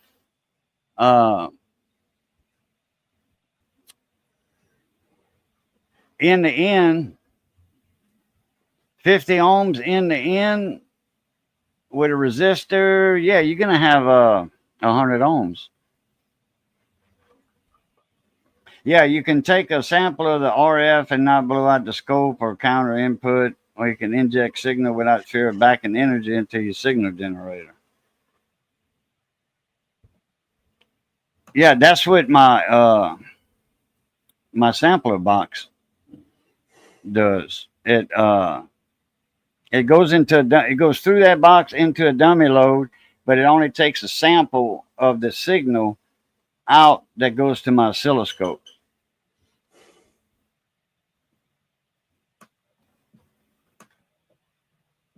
Not yet, Scott. I'm still working on my bench. Nah.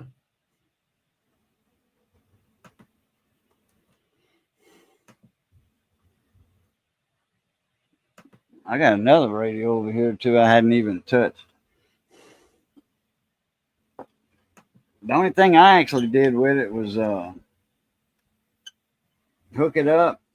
Oh, and I found those broken solder joints on the audio IC on that Cobra 29. It's the newer 29, the China model 29, made in China. It doesn't have the TA72228P audio chip in it. It's got the TDA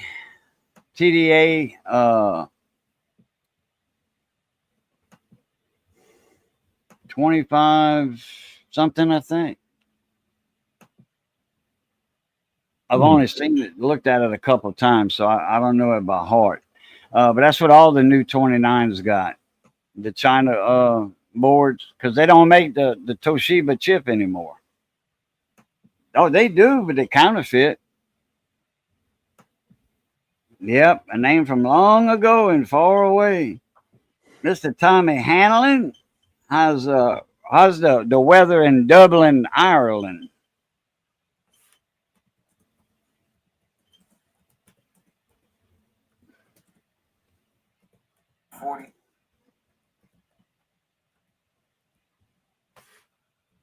Usually 20 or 30 dB down. Yeah, handy to what you were talking. Think of it as coaxial line. Yeah, a couple of parts, take a sample off the main line. I'll go get my sampler. Oh, they're easy to build.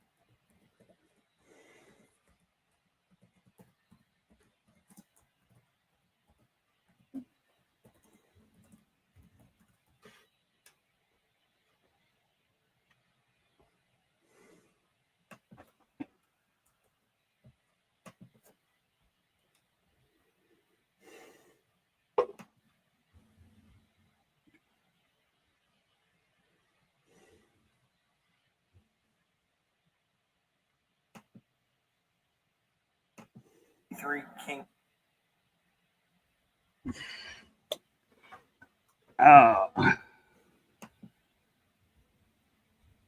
It'll help with you. No. My hip is bad. I've got it feels like my hip joint, like your rotator cuff, here where your hip is like this. Same theory of operations. You know how your shoulder get dislocated out of joint, out of socket, you gotta pop it, hit it to get it back in. It feels much better. That's what my hip is. It feels like it's out of socket, but it's not. There's bone on bone. There's no lubricant. There's no cartilage, like on your kneecap. There's no cartilage left. It's bone on bone. Okay, here's a 5190. I want to say, let's see. 1590B. What's that now? 1590B. Hammond box. A little project box. Aluminum. Take this. 4 screws to a heat sink. Okay. Out of amplifier. Home stereo amplifier. And put it on the big heat sink. And put it on the outside. To the flat side of the heat sink from the amplifier. Put you some you want to drill and tap, the heat sink. Put you some heat sink compound on here. Put that on there. Then you tap your 2 holes or 2 self-tapping those tech screws, Yeah. or just drill and tap, this, and you can tap through the threads in the heatsink if you want to, for a longer screw, and that'll help hold this down, flat, and then that resistor will go in here, and then you can put an attenuator from this. You can take a BNC connector and put here to go to your oscilloscope or your spectrum analyzer. But that's what the 1590 box little B model is. They had them on sale on AliExpress. They had them for like $4 or something, and that's cheap for $4. This. Is it like hammer? Is it blue hammers painted? No, but you can get them different colors. Okay. You can get them different colors, powder coated. I went to Antique Electronics and got one, but I bet they were more expensive. Oh, yeah. RF sampler, demodulator, in, out. It don't matter which way. It don't matter which way because it's just sampling off.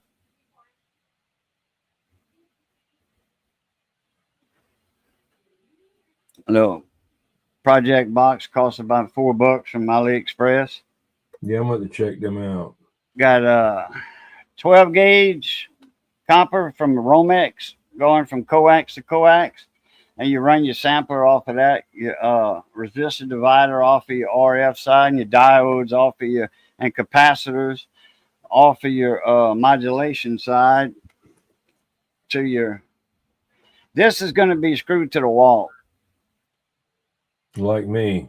When I set the new bench up in the front foyer, if that ever happens, this is getting screwed to the wall instead of taking out the drawer, hooking it up, hooking it up to the scope every time. It's going to be hooked up permanently. It's going to be, because on my Black Cat, on my power center, it's a 4001 power center. Like a Dozy 4001 model. Yeah. I've got an antenna selector on it. Right. I've got auxiliary, horizontal, flat, horizontal, vertical, and auxiliary. I got three different antennas to go to on there. And one of them goes to this. We'll be going to that. One goes to the dummy load right now. But this is going to go in between the dummy load and the watt meter.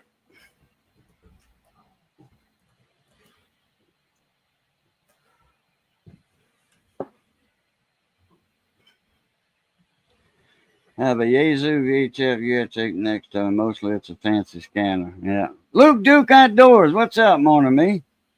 Yeah, good to see you too. No, I'm not. I'm hurting like a bitch.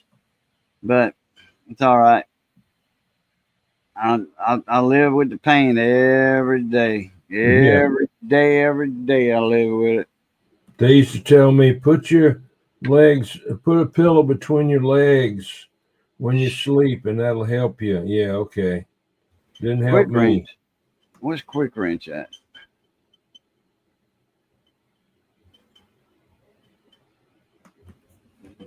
Where's Quick Wrench? Hey, Mike, Scott, Tommy, David. Oh, there he is up there. So you need a hip rebuild. Yeah.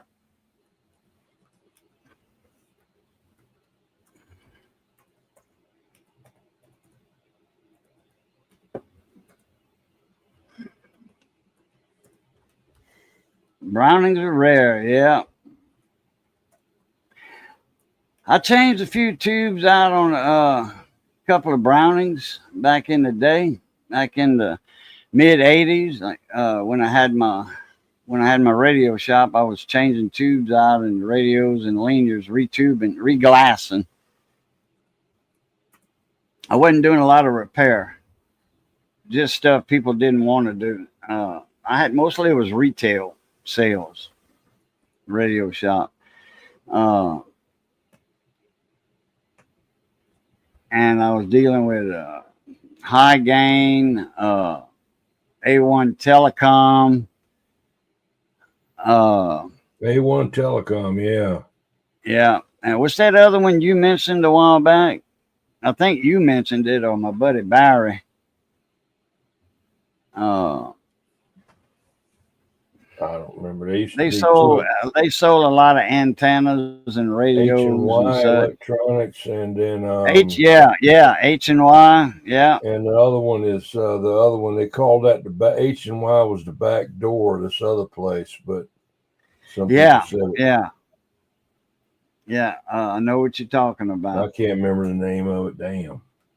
You know, back then, back in the early mid '80s, they had the Yeah. Lafayette radios, Yeah. the export radios, the one with Yeah. A, B, C, and D, 4 or 5 bands, 40 channels in each band, Yeah.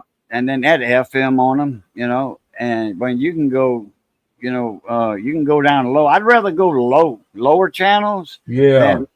than go up to like 27,655. I'd rather go low. It's more quieter down there. The lower you go, the further you're getting out. A lot of people don't realize that. They want to go up. They want to go in that free band 20. You know, they want to get close to the ham guys up there. Yeah. And 10 meter, and you're bothering them ham guys. You know, y'all don't do that. Y'all go Right. low. Y'all go in 25 megahertz where the Navy used to be years Yeah. ago. The Navy used to be down there in 25 megahertz. You know, you're getting down to the 12 meter right there. And the Navy used to be there. So anyway, it's more quieter down there. Mike Badger, what's up, mon ami? Hey, Luke Duke Outdoors ain't far from you. 21. Who? He builds race car front ends Who's that? and stuff. Luke Duke Outdoors. I didn't know it. He's right there. Yeah, you just subbed to him. Yeah, where you at, there, Luke Duke?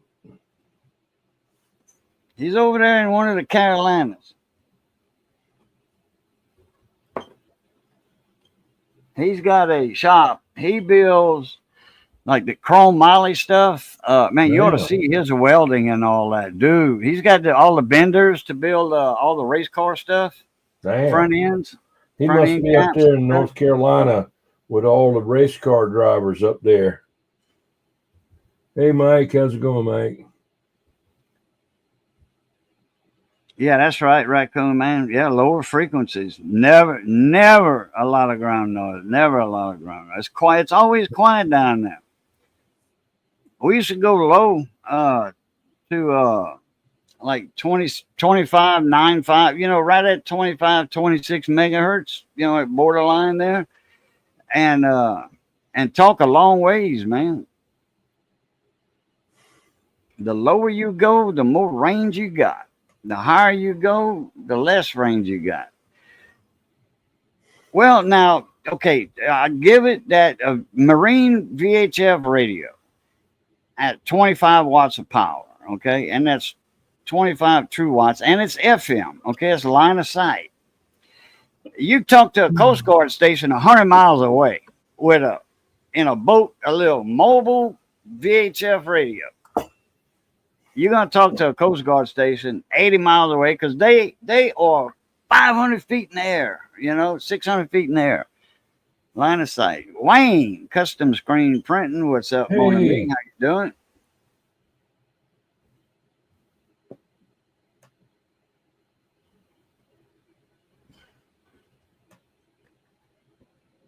You want to show that little kicker off for a minute?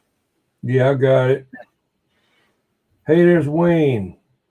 Yep.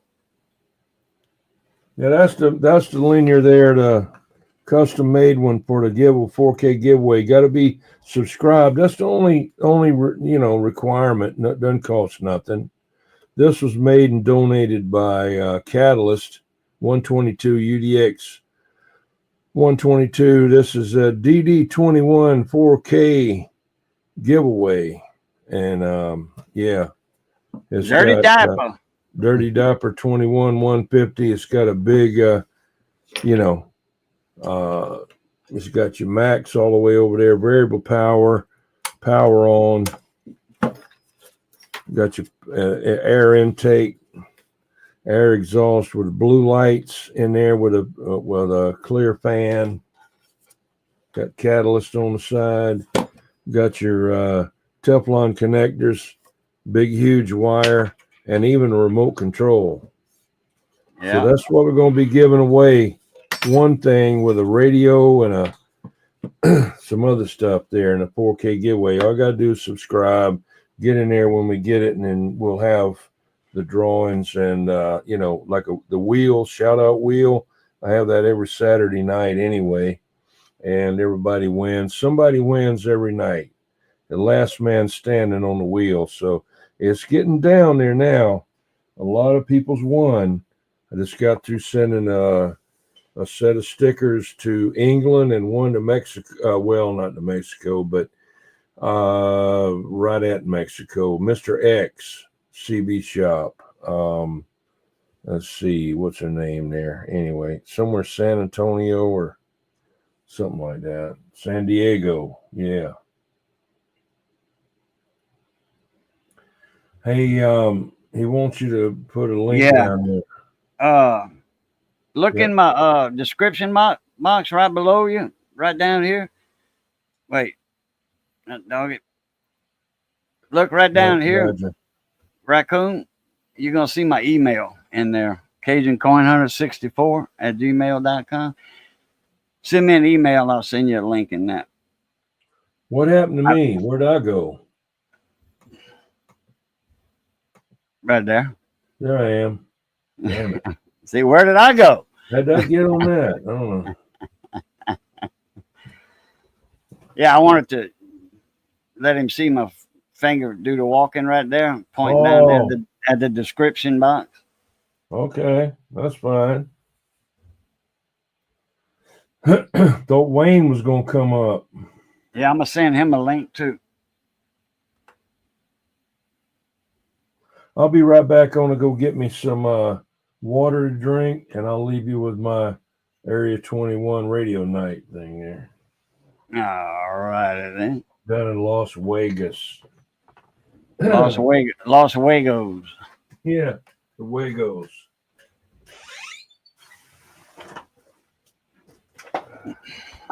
Need to get up anyway to walk around.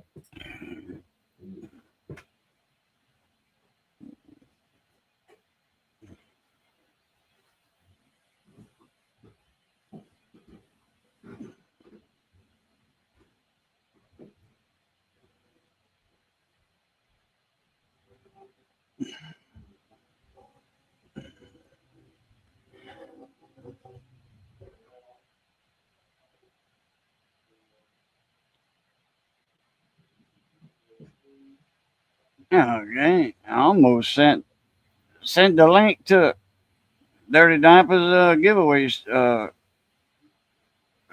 video. Car Shield USA report as spam, block. Yes, block. It asks me if I want to block it. Yes, block.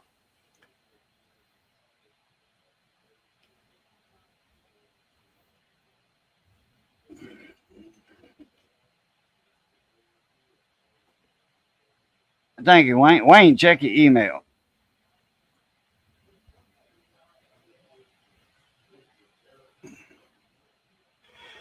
Yeah, I'd like to see some of Raccoon Man's radios. As soon as I get that email from him, I'm gonna send. Lucky 7 Mudmore? Yeah, sure do. I sure do. Hey, Cajun. How you doing, Wayne? I fixed my dryer and I was all up and running. This booty. So you got it up and running. Okay, so it's the heating element and a thermostat? Everything's replaced, High but the heat element is slowly getting heated up. It's taking its time. It's 30 years old. Can't, but it dries clothes, but it doesn't get real hot on top, but it does dry the clothes. So it's slowly breaking in. Yeah. That does a good job. It's fixed.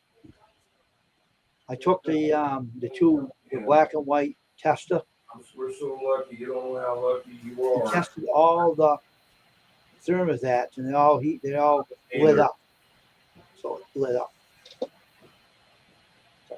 I know some people, they only get $400 a month, Social Security. So it's all right. All four. I'm gonna ask you a question out of curiosity. They have one thermostat, thermo adapter that has nothing on it but the plate. So does that mean that's Wait. Okay, repeat that. one of the thermostats, they said it's a thermostat. It has no round circle, but it's a plate. Does that mean it's a ground one? Let me go get it and show you what I mean. Yeah, catch one. All right, I'll go get it. And I'll show you what I'm talking about. It looks like a ground. I don't know if it is.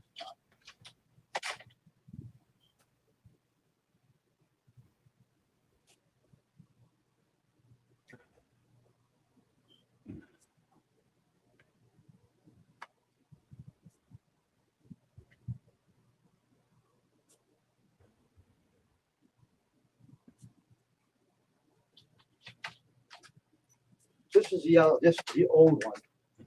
This pot is this pot. You see how this pot's made? Yeah. Is that a ground one? What you mean a ground one? No, it's okay. You see that little tab? That little pecan sticking out? Looks like a little sticker on the side. It's made like a little Z. It's a little bitty tab sticking out the side of the plate. What, this? Yeah, that little pecan there. Okay, it's Z shaped. All right, that fits in a hole. It don't have to, but Yeah, I know usually it's that in there. fits in a hole. This is And the then- old one. Usually that fits in a little hole, Uh-huh. and it takes one screw to hold the assembly that on. One I know screw. I had that all hooked up, the new one. This is the old one. Okay, and then you just hook up your two wires to it. It don't matter which way you hook them up. I did that You- already. I'll screw down and bolt it in. Okay, yeah, hook up your two wires. That's two spade connectors. I mean, females spade, and you push them on there. Yep. It don't matter which way you hook them up to it. It don't matter. It's not polarized. I tried to see if any electricians going, but nothing showed up. So that doesn't mean it's going to be live. It's right? a switch. It's a switch. That right there is a high thermal cutoff. Oh, That okay. particular one is a high thermal cutoff. That's Oh. right. All right, now I know. But it doesn't. Nothing comes out. Right? It's got different temperatures on it too. You got to watch out which one you get. Yeah. And these are from the man. This is the older one that I blew out. Yeah. That's a dead one. I had to hook a new one up. Well, he's got it fixed, David Carlisle. It's fixed. It's drying clothes. And he's got a new element. You just need to make sure that your everything's clean. Your airways are clean. You know. Oh yeah. Okay. That's been done already too. And check for coins. Oh, nothing's in there. Believe me, we don't Check for have coins. Check for coins. Always. Clean the whistles, no coins. in Be there. surprised how many coins are in some dryers. God Believe me, worked if there on. was coins, I would have found them. Believe me, and I would have kept them. in the bottom of the cake cabinet. Yeah. I know. But I fixed the dry. It's all fixed. But Cajun, it would be dollar bills if it was Wayne. It wouldn't be coins. Right. I Correct. it all anyway. It doesn't matter Uh, with me. Yeah, I think the Raccoon dry- Man. I just sent it. Oh, let me small. Be small again, Cajun. Yeah, Yeah. my there's different temperature on those high thermal cutoffs. Yeah. So, but yeah, Wayne got it. He was gonna go buy him a new dryer. So man, don't do that. I Damn. said it's your thermostat or your thermal cutout, one of the two, or thermostat. I had two So- doubtful sisters picking on me. I said, He don't care about. Hey, that little bit of change ain't gonna bother him to buy a new one. Shit. I don't want to do it. That thing's fine. 30 years old, but it looks new. I take good care of that stuff. Yeah, I just, Mine's about 30 years old. they're better than the new ones. yeah, but I told my sisters, leave me alone. I said, stop being negative. Get out of here. Oh, I gotta get some more coffee and lean on the dock. I'll be right back. I guess you make me small enough to see everybody else, I guess. Wants me to be the head of the table for now, huh? All right, everybody. Hey You Wayne. have the big screen. Hey Hope Wayne. everyone's doing good night, having a good night. And I hope 21 is having a good night. Are you having a good night? Yeah, can you hear me? I hear you just fine. Can you up your volume a little bit? I got hard of hearing. Oh my gosh, you want me to higher this volume? Oh, darn. Little bit. Let me see. Where's my volume switch? It's supposed to be right here. What happened to it? Darn sakes, what the hell did you do with my volume switch? It's gone. Oh, you little turkey. You stole my volume switch. Darn it. Here it is. All right, here we go. I'll give you a big, huge volume here, bud. 200. You hear me better now? Is it better right now? Seems about the same, but it's okay. I turned up to 100. You can't hear it up anymore. I got a I didn't boost. want you to fall down. I couldn't hear you. I'm fine. I fixed that dryer. My negative sisters with that negative attitudes. Give me a break. Shut up. I'll just read your lips for a while and I'll be all right. What, am I that low? How about now? I'm up to the webcams. That sound better? Yeah. I was away from my webcam. You don't have to get right in the camera. I mean, you're almost gonna fall out my screen here. I have to hold you No. back. I just fixed the dryer. My negative sisters with that negative attitude. Like, be How quiet. many sisters you got? I got two more. Two. Wow. Two. I lost one from lung cancer. But I got two other ones. And Hmm. the dryer that we have, my other sister bought that for my mother when she was alive. But the heat element burnt out in it, and I knew what was wrong with it all along. That's why I had to get the parts for it, and I got people to chip in to help me get them. So Hmm. I didn't have to buy them. My sisters bought them for me, so I fixed it. So Mm. it dries clothes all right. You know, it takes the water out of the towels and the clothes and everything. It's getting up there. It's getting back. Yeah. Up. It's working good. I don't care about a new dryer. I don't want a new dryer. No. That's great. They're better than the old ones. That one's better than the new one. That one I Yeah. got. That's what I mean, better than a new one. The I stupid. don't know why I said better than It the old died. one. One day I was using it. You know what was happening? The problem with that dryer when we first got it? The fuse was jumping. It was blowing out. I don't know Yeah. why it was doing that. And I think Sears told us that dryer is used. It wasn't new, I don't think, because it kept blowing fuses out. But now I ain't going to do that no more because I fixed everything. For an amateur that knows how to fix dryers, I did all right. I think I did pretty good myself, I think. Yeah. I didn't make a video on because it was too much of a work to do on that thing. I don't want to hear my potty mouth when I was working on it. So I don't want to do that. I keep my language clean in my channel. So you got a tendency of doing that. So not often, but sometimes. But everything's all right. It's fixed. I'm happy about that. Yeah, I'll be out. WBC? Yeah, what do you mean?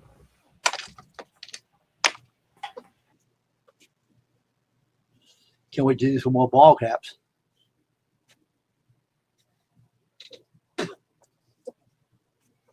It's fun to do those. That's the one I like doing. I'm gonna do more of those. When Cajun Klingons comes back, he can make me small again. But right now, I'm gonna. Here he is. Hey, about time, Cajun. You're shorting me down. Looks like it belongs Look at on that. Mount Pleasant. Mm. Look at this. It is. Oh, It yeah. looks gorgeous. I mean, Oh, it's yeah. really breathtaking looking. Mhm. Look at Oh, that. yeah. That's beautiful. Can you send me those?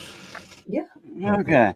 What's up there, Mr. Coon Yeah. Hunter? Yes, It yeah. looks so beautiful outside. Someone said raccoon me in 60 Yes. Who did you get my email? Hey man, how's it going? Oh, we Yeah, doing, we yeah, doing. that's great. Ça va, ça va, Yeah. you know. That's amazing. Mm-hmm. Comment ça? Comment está? Mhm. Como se? Yeah, Yeah, well, send. Okay. I'm gonna show you a Yeah, couple of let's, my radios.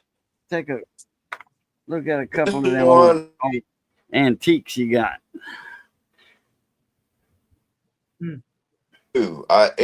It's got the original tubes in it. It's shiny. The chassis. I mean, Wow. Oh, Brownie. show Go you. ahead. Golden Eagle. yeah, that's a Mark III. Okay. Here's a S. This is a S23/9. This one's also in mint condition with the original Browning tubes with the paint on from the quality control on the tubes. Right. Never been Oversprayed. touched.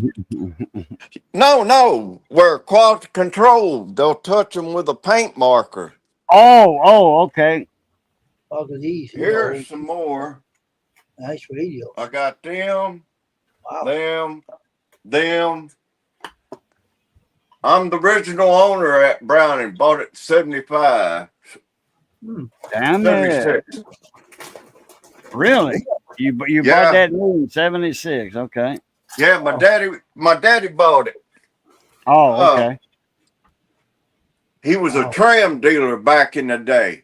On the side, Oh, okay. yeah, back in the 70s, he was a tram dealer. There's his mobile sideband with extra channels. Huh. That's Is a that a Diamond? 1975 Ham 2 rotor, and it's 60 feet up on my tire. I'm gonna take it down and put a new rotor in. Is up that a there. Diamond 60 mobile? Yeah, Okay. very rare. Oh, yeah. Very I got rare. one. You have to buy the whole damn kit, man. When he had to buy every friggin' radio to get that. But this in here, nobody's fucked with it. I mean, it is the way it come out of the factory. It's still got the caps in it, everything. The old paper caps. Oh, Yeah. paper and wax. Yeah. That radio was made in 1964, I think. 65, somewhere around there. I had to look at the serial number to figure out the date on it. Yeah, I've been collecting Brownings. I'm still collecting them. I don't know why, but I do it. Uh-huh.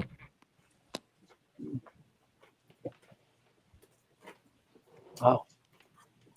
A guy over this way has got the Tram Mobile. What is it? The 100 or whatever it is, with the power supply. He wants $250 for it. He said it works, but it needs recapping. He said, but it'll work. XL 100 or whatever it is, the Tram Mobile. Right. But I had, I don't know. I got too many. I just got these boxed up radios right now. It cost me $55 to send them and $66 to get them back. I don't know why. I got to go to California. What radios are that? Demco Satellite. Oh, that's the one that you were packing up the other night. Yeah, I had them. Okay. I had them working. I mean, they were working down there, but when he came back, he didn't pack them good, and a crystal came out inside the box. 2 tubes come out. One of them was shorted out, and I bought new ones and put in there, and then it still wouldn't work. So I'm sending the damn thing back. Okay. Here's the tube right here. Yeah, I bought 3 of them. 6T8A. That's the ones that was shorted out right there. The one of them was shorted out. Can't see anything. You can't see it? Oh, now you're back. Yeah, we had a little wheel on you, little circle of death. Damn it. 6T8A. That's the tube there. Okay. 1963 and 1965. That's the date on these boxes. I see that. I don't know what the other one there. 65.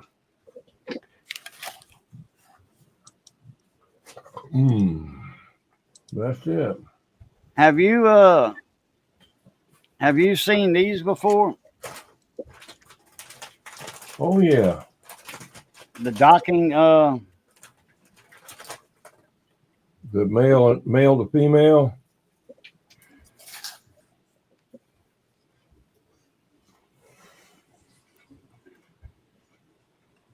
yeah, Right. female with Yeah.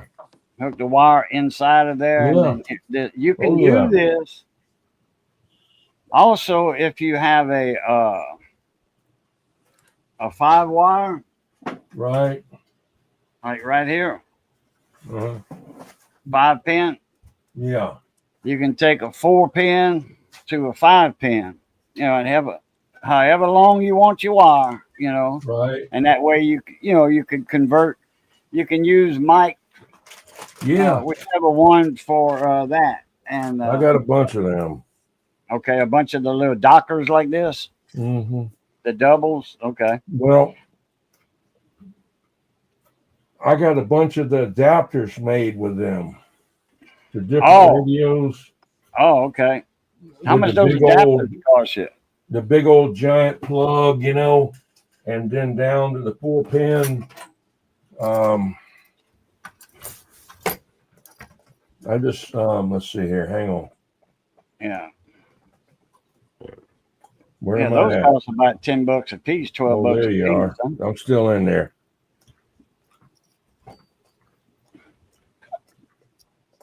See, that's the big one there.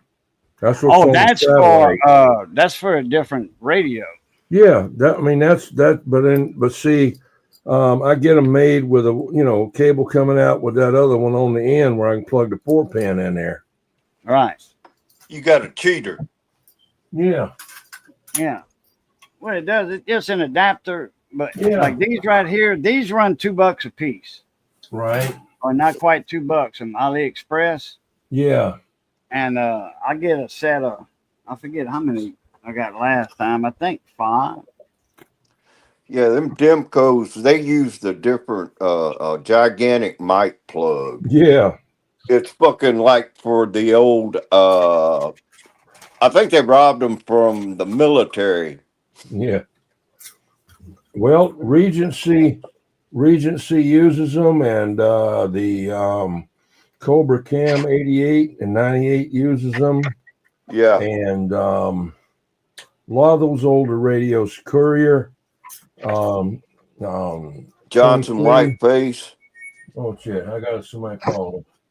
Yeah, I got more mic plugs and dockers and females, that you can shake a stick at. Like here's some 4-pin plugs and the females just for the radio side of it, not the docker itself, but just the radio side. I mean, you can do this part, and wire it, but this looks so much better, to have a docker on it, and that way you have one screwed into it, and then one coming out like a 5-pin coming out, what have you. What I like about it, it's neat. It's nice and orderly. There's nothing in there. Naturally, that's the one that goes on to here, the female part. Yeah, I must have 30 or so plugs in here. Like DigiKey 21, DigiKey I get all my caps and resistors from them. I don't cheat through Amazon or whatever for caps, especially when you're working on somebody else's stuff.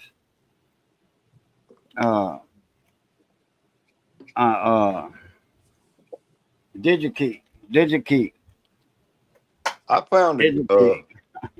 I found a guy in Memphis who's got a bunch of new old stock tubes. You name it, he sells them. You can get just about any old radio all the way back to the Hallicrafters and shit. He's still got tubes for those. Yeah. He's I'll turn y'all on to him. You can look him up on eBay. It's Cries Electronics. He's a ham Cries? operator. How you spell that? KRIZE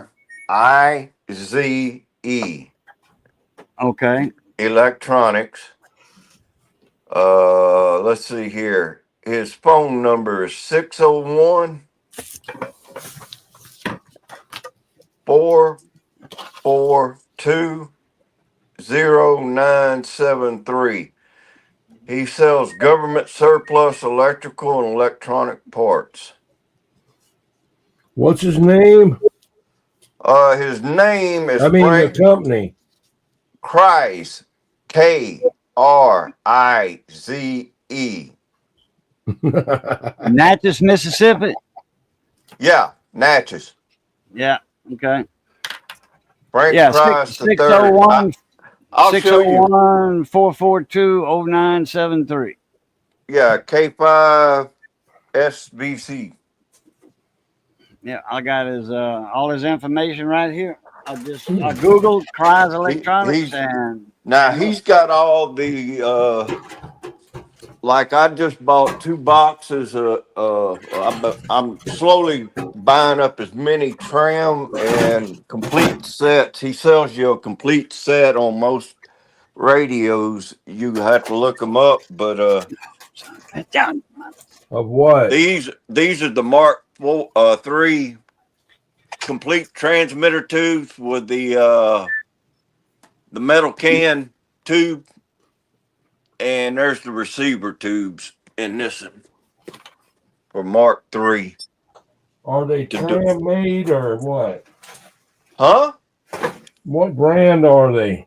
This is old stock from the military. Sylvania, RCA. The good Okay. shit. Yeah, I have to check him out. This ain't that Russian garbage. All right. You can go to eBay and get on his channel, and he has complete sets for just about every. I think even Demco. well, years ago, Russian tubes were some of the best. Oh, the Russian's good. I'm talking about the Chinese knockoff tubes that they sell. Oh, That's garbage. Yeah, Hey, the Raccoon Man. Chinese ones are garbage. Hey, Raccoon Man. Yeah.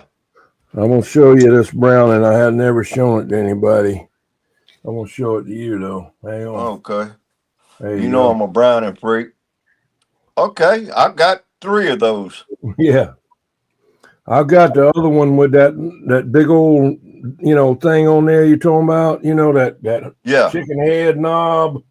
I got that in 2. The only thing about this one, it's got a little corrosion right around there, but that's okay. That don't hurt. No, I think it's got the R27 or the R2700. I got both of those receivers. Yeah. I've got the S9, Yeah. the 23 over S9. I've got 2 of those. I've got a Mark II single sideband, and I just bought a new Mark II with the AM only. Right. And I've got a Mark III AM only I'm fixing to buy. I've seen the AM only on eBay. Yeah, I'm buying that. And A friend of mine's got the combiner, what do you call it, trans adapter. but No, for it's the Mark kind III. of For the Mark III.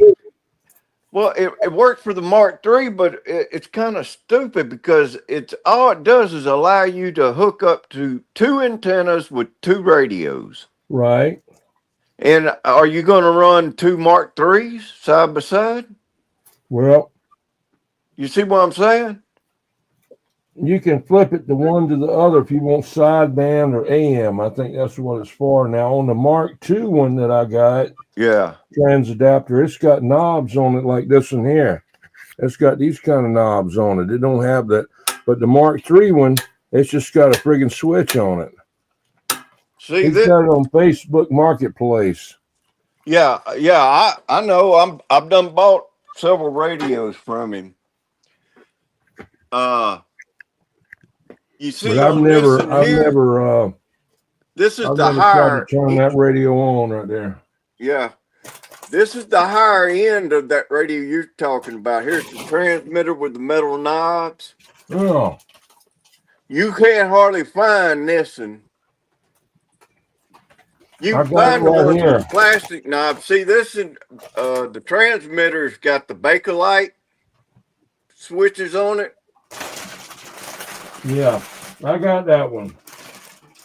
But on the receiver, the high end one was with these metal knobs, turned metal. Yeah, hang on. You want to make me drag this crap out, man? Hang on. Dig that shit out, man. Show Damn these it. boys some real radios. You're dragging this shit out, man. You killing me. I got it buried over here, but I'm gonna get the damn thing. I'm on a mission. I'm on a I'm mission. gonna get now. one of I'm gonna get one of his damn Eagles from him. I'm collecting. He You gotta can't get talk one on that that you many ain't got. radios. That man got too many radios. I got too many Eagles. I got too many Mark IIIs, really. I need to need to- buy. I'll buy a set of Mark IIIs from you. Now Yeah. the Mark IVs, you couldn't give me that Yeah. junk. That's what put them out of business. Yep. Can Well, you believe people pay $2,000 and $3,000 for I those know. Mark IVs and Mark IVs? Yeah. Well, the only reason I got one is a friend of mine was dying, Yeah. and he had one, and he told me he'd sell it to me for $100. Oh shit. Yeah. So Yeah. it worked. Snatch The it up. only thing is that damn Molex plug on the back gets loose sometimes, Uh-huh. and it'll knock out all the settings, and you got to go back and reset everything again. The other thing was bad on them. The boards were not. Yeah. That was their first attempt to run a hybrid board, Yeah. and they had serious grounding and audio hum problems in it. Yeah. And FCC. They put a never hurting on made mine. that radio. That radio never ever ran right, and it financially broke Browning. Yeah. FCC put a damper on Browning. No, what they did was they wanted to cut the ping off. Yeah. And that Yeah, that they- was they- all. they- That was all. See, on the Mark IV, they put such a small, tiny capacitor on your audio output too, that it didn't hardly even ping. It just kind of like farted.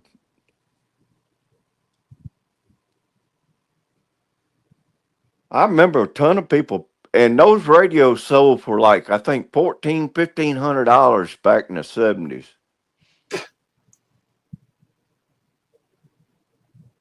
Okay, Scott, I'll check it out in a minute.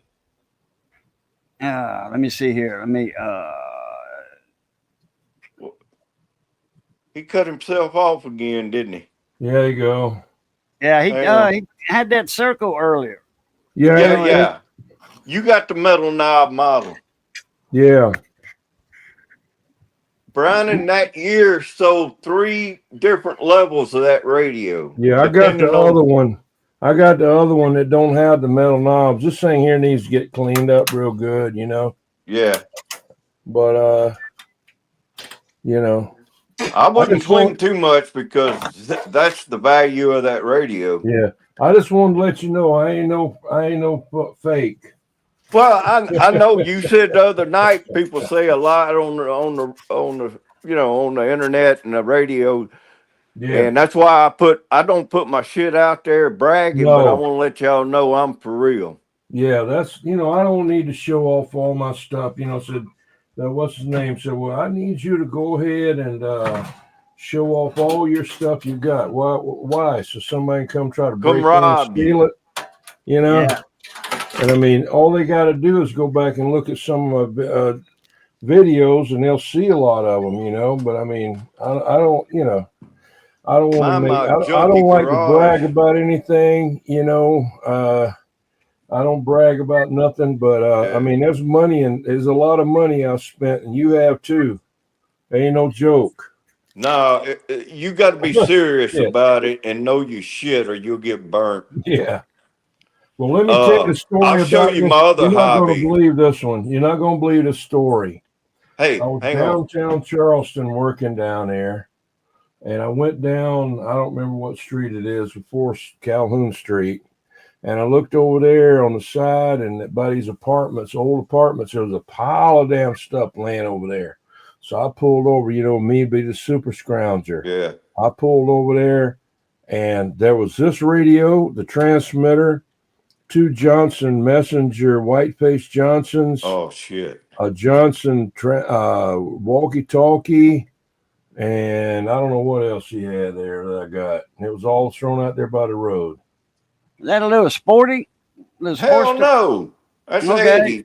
That's a 1980. There's the front end off of it back there. Super Glide. I mean lowrider front end with the dual disc. Okay. And I converted or changed it over and made a wide glide out of it.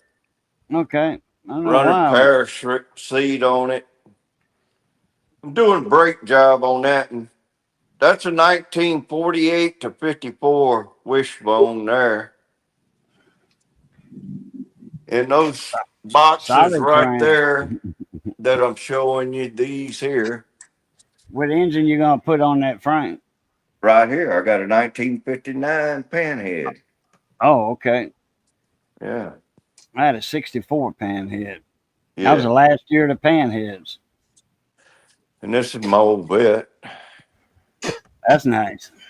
Yeah, this is pretty, like What year is that? 80 That- what? No, that's a 92 first year 92, LT1. okay. I can't see the size. It looked like an 80 something. No, 92. Okay. Look at the gills on it. Yeah, man. And that's the high-end sport seats on it. My brother Still I runs. think it was a 69 Stingray he had with the 427 in it. When I was a kid, my daddy had a 62 327 red, all red, hard top convertible. And I got a brother's got Charlie. He lives down St. Francisville. He's an executive for Siemens. And Oh, the electrical company. well, not electrical. The it used to be Dresser Field Services that worked on the compressors, and I worked for them. Okay, gotcha. Yeah, you worked on Siemens compressors is or Siemens recips, is or, a lot of stuff.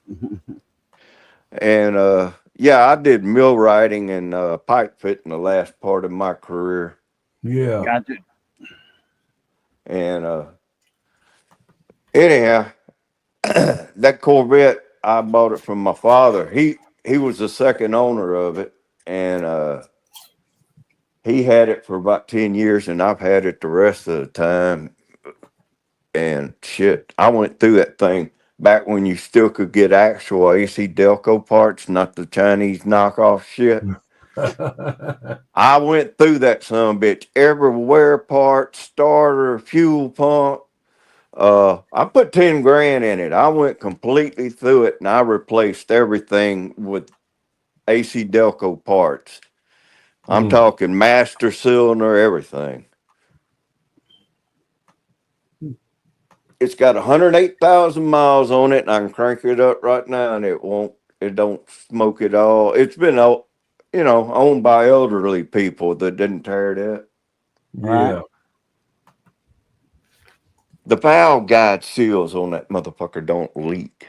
I That's ain't never great. seen a Chevrolet 350 not leak after a while. So were they ever replaced? No, the valve cover's never been off the engine, Mm. dude. When you They crank it used up, to, yeah. I'm telling you, I went through it. I replaced the coil, uh, everything from anything that could wear out, from water pump to the distributor, everything. I replaced everything in that car. It's like mechanically brand new.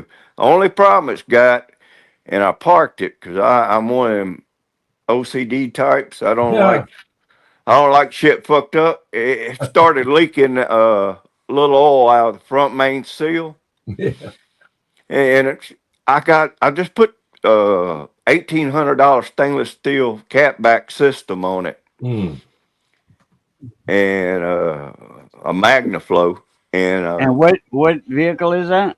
that's a red Corvette I got. Oh, the vet. Oh, okay. They had 350 Yeah. in that.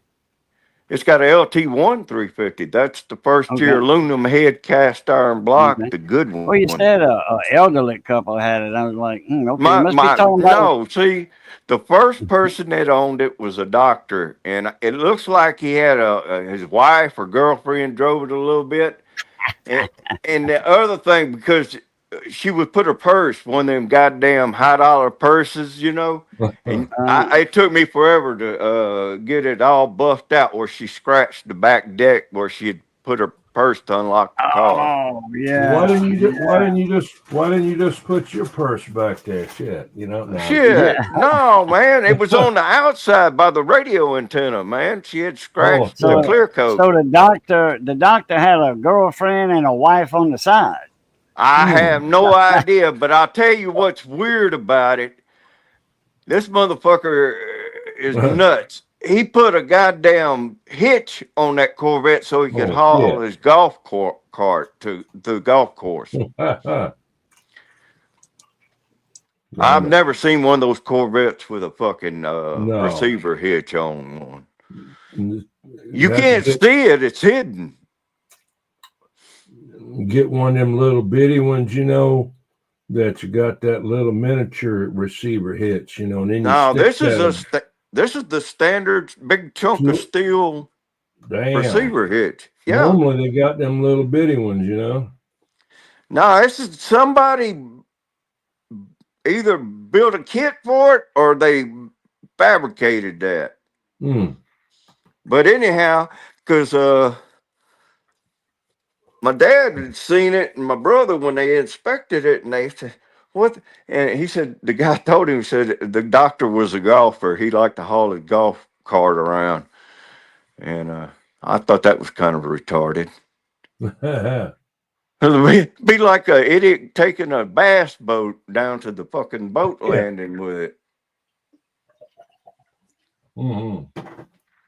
But yeah, that's been in the garage almost its whole life, man. Wow.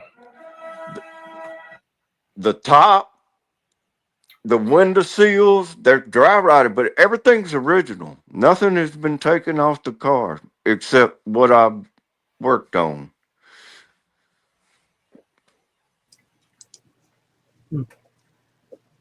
Just another fucking boat anchor in my garage now, you know. Corvette's a lot of fun. They're good for kids. You know, it's a lot of fun too. What?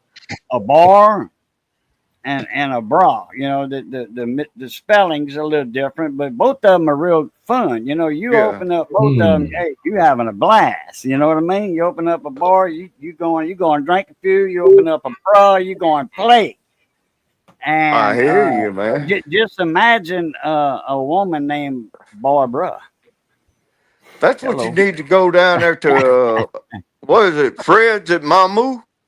Yeah, Fred. Right, man. I lived right across the street from Fred's.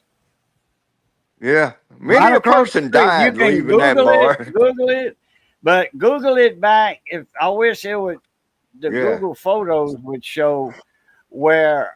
Back in 2010, and for those few years that I was property manager of those townhouses across the street. Now they don't look the same anymore. When I was property Nah. manager, I had those townhouses fixed up. I remodeled every one of them. It was a nice place to rent, you know, and it was cheap rent. It was $250 a month, you know, downstairs, upstairs, Best place. you know, Yeah. and right across from Best Fred. place in the I world mean, to go to Mardi Gras, man. No, yep, and no DUI. You can go to Fred's, get drunk all you want, not get DUI. You just stumble across Nah, the but a street lot and you're of home. fucking a lot of people died going home after partying in Fred. I don't know if anybody that gotten any wrecks and died coming home from Fred's. Oh, I thought And that- that was one of the bars. Where is it down there? That is it Scott or somewhere down there where all them fuckers wreck and get killed all the time drunk? It's probably in Doosan down there by Scott. Yeah, that's what I'm thinking. Cowboys. Do something. But yeah, you see, they got Cowboys, and then they had Cowboys. They close at 2. Lafayette Yeah. Parish has their closing law. Well, Cowgirls in Doosan, right outside of Scott, it's in a different parish, and guess what? It has no closing time. Oh, Cowgirls, okay. The bar. So they leave Cowboys, go to Cowgirls, and then probably They pass out on the way home. Yeah, more than likely. Well, they fall But asleep. They partied all night, and that sun hits them in the face, and they go to sleep. That's it. There you go. Oh, It was bad. It's not like it used to, but back in the 70s and the 80s, at least once or twice a month, somebody was dying from a car crash drunk down there. well, that's they were open all night back then. Oh, There was yeah, no but it was- closing laws. You know, I remember Abbeville. You know, Kaplan, Forked Island. Yeah. You know, all the dance hall. I mean, there was no closing laws. You know, even when Lafayette Parish had closing laws, Vermilion Parish did not have any closing law. No. That's where I mean, all you the whorehouses are in Vermilion. Yeah, they had a couple in Abbeville, sure did. Yep. And Opelousas, too. Well, Opelousas is a good piece from Abbeville. In fact, Opelousas. No, but I'm just saying it's Name. kind of like Abbeville. It was I don't know. it was an open town. Oh, you mean closing time? You mean? There was places to go and do things in Opelousas, where out in Ville Platte and the surrounding areas they shut it couldn't do. down. Right. Okay. Gotcha. Yeah. Okay. You know what I'm talking about. Well, either Cat House or Well, I'm talking about they so-called extended private drinking clubs hours. that would be open at 4 o'clock to 6 in the morning. 5 o'clock. Yeah. Gotcha. Yeah. Yeah. I'm talking back in the 70s and the 80s when we had a bar culture down here. If you could halfway drive, most state police and cops would just follow your ass home if you was drunk. Brand new baby boy, brand new grand nephew. How old are you, Boo? 61. Okay, I'm older than you.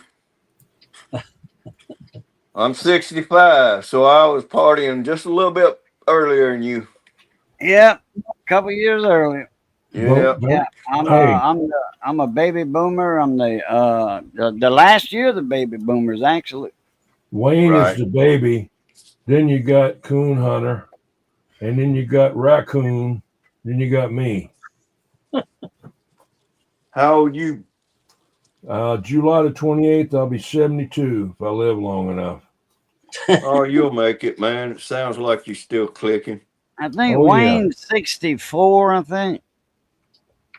How old's 63. Wayne anyway? Wayne looks like about probably 51.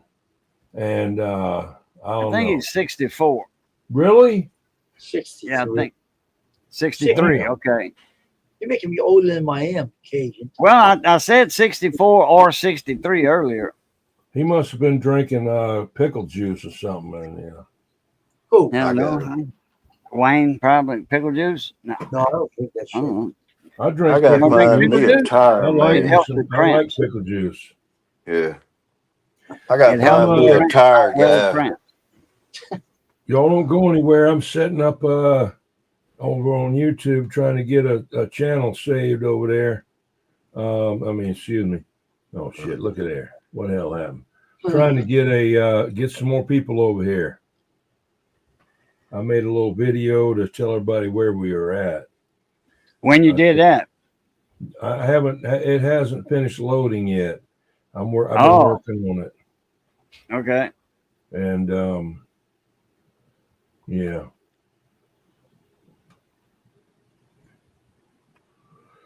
I'm gonna give it another 30 minutes. Usually I'm on for 2 hours, but I'm gonna go 3 hours. Yeah. I hadn't been live in a while. It's been like almost 2 months since I've I been really live. appreciate you coming live. You got, first time with Wayne, What with Wayne? Oh no, Wayne's been in my panel many times. Well, I mean, with me. I went when First I time for was me. on him. Have a good night, everybody. I'm going to run. Well, you leaving? You running? Yeah. I'm going to go visit Oh. other people. I got other channels I got to visit. So everybody have Oh, a quick. okay. All right, You go- Wayne, take it easy, All Mona. right, Wayne. Hey, crackling grease and elbow grease and all that crap. I see it. I think all the cussing ran him off. Maybe he got scared. There going a bunch of people coming over. But Yeah, anyway, he's not used to foul language. did we say something bad? No, Coon Man was letting a few of them out. Oh well. Oh man, I apologize. Hey, look, Oh, man. I usually don't. I don't put it in my chat with a Nightbot, no foul language and that. And I don't, but when somebody first time they in the panel and they cuss Yeah. a few times, I don't mention it.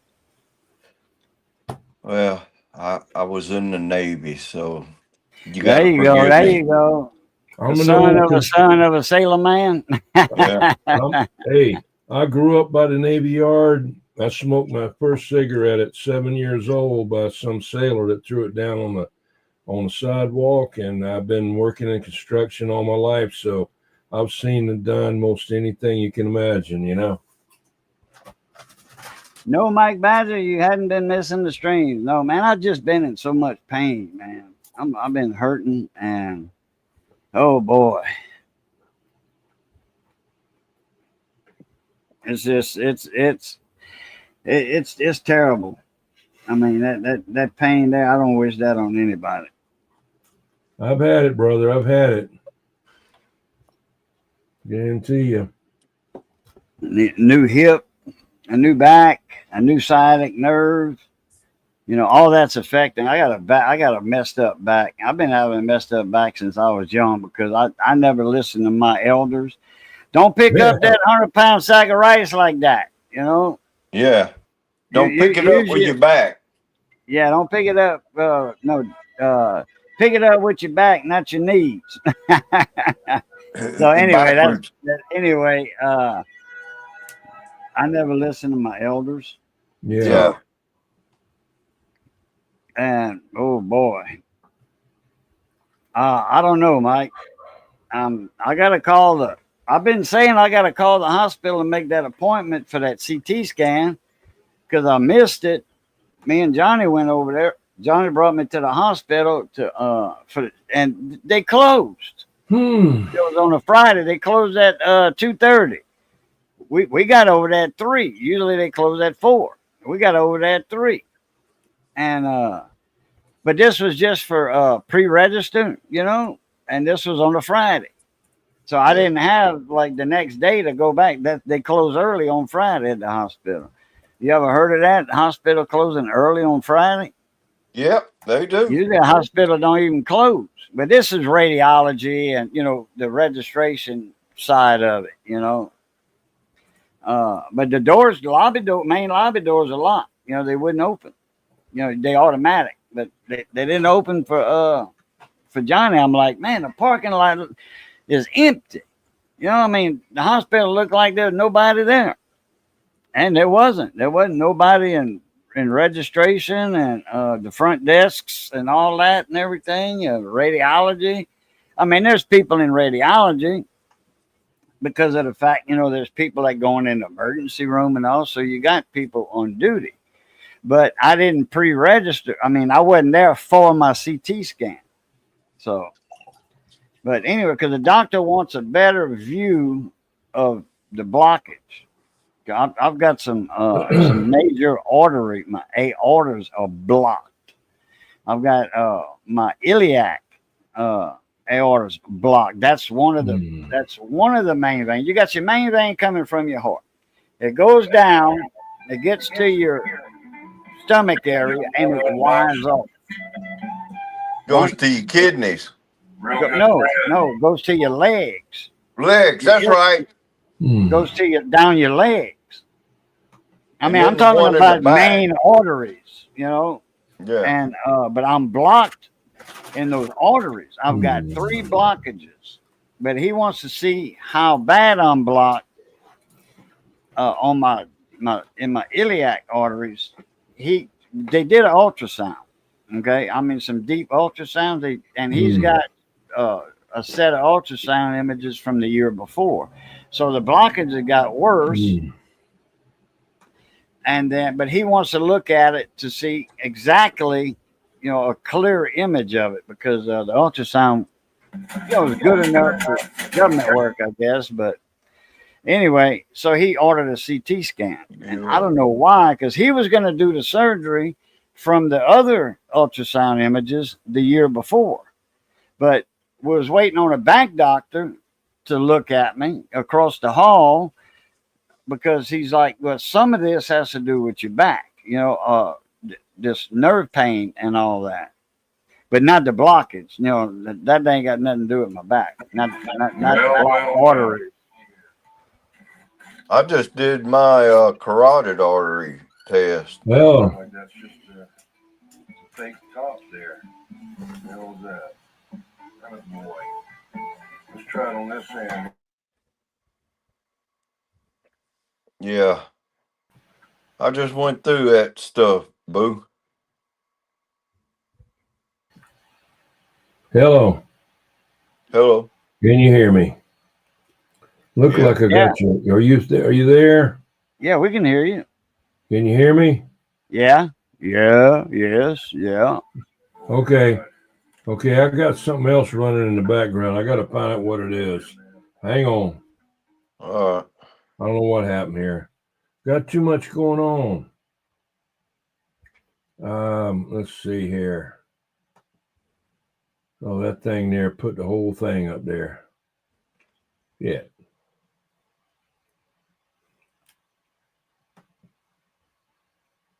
Hang on.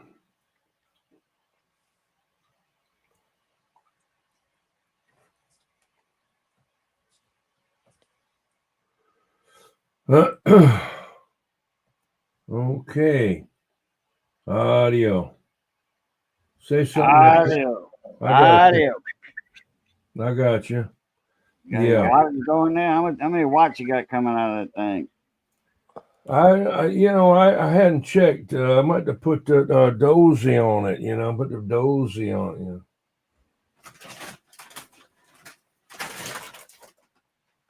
I got to show you one thing before you go. Don't go yet. I'm trying to get some people over here.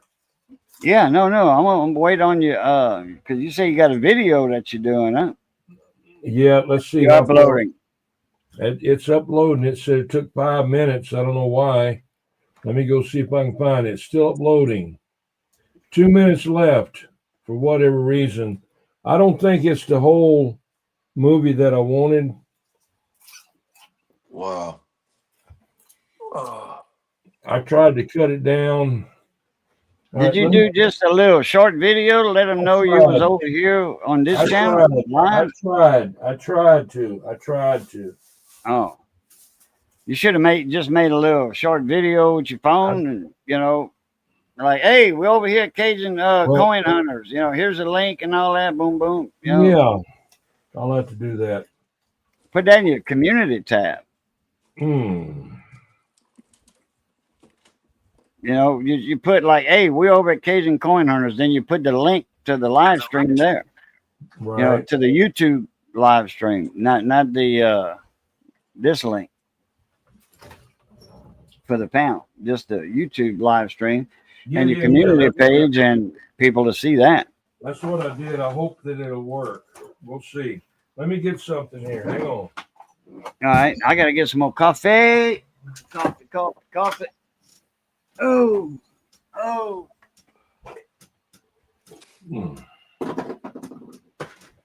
Damn it.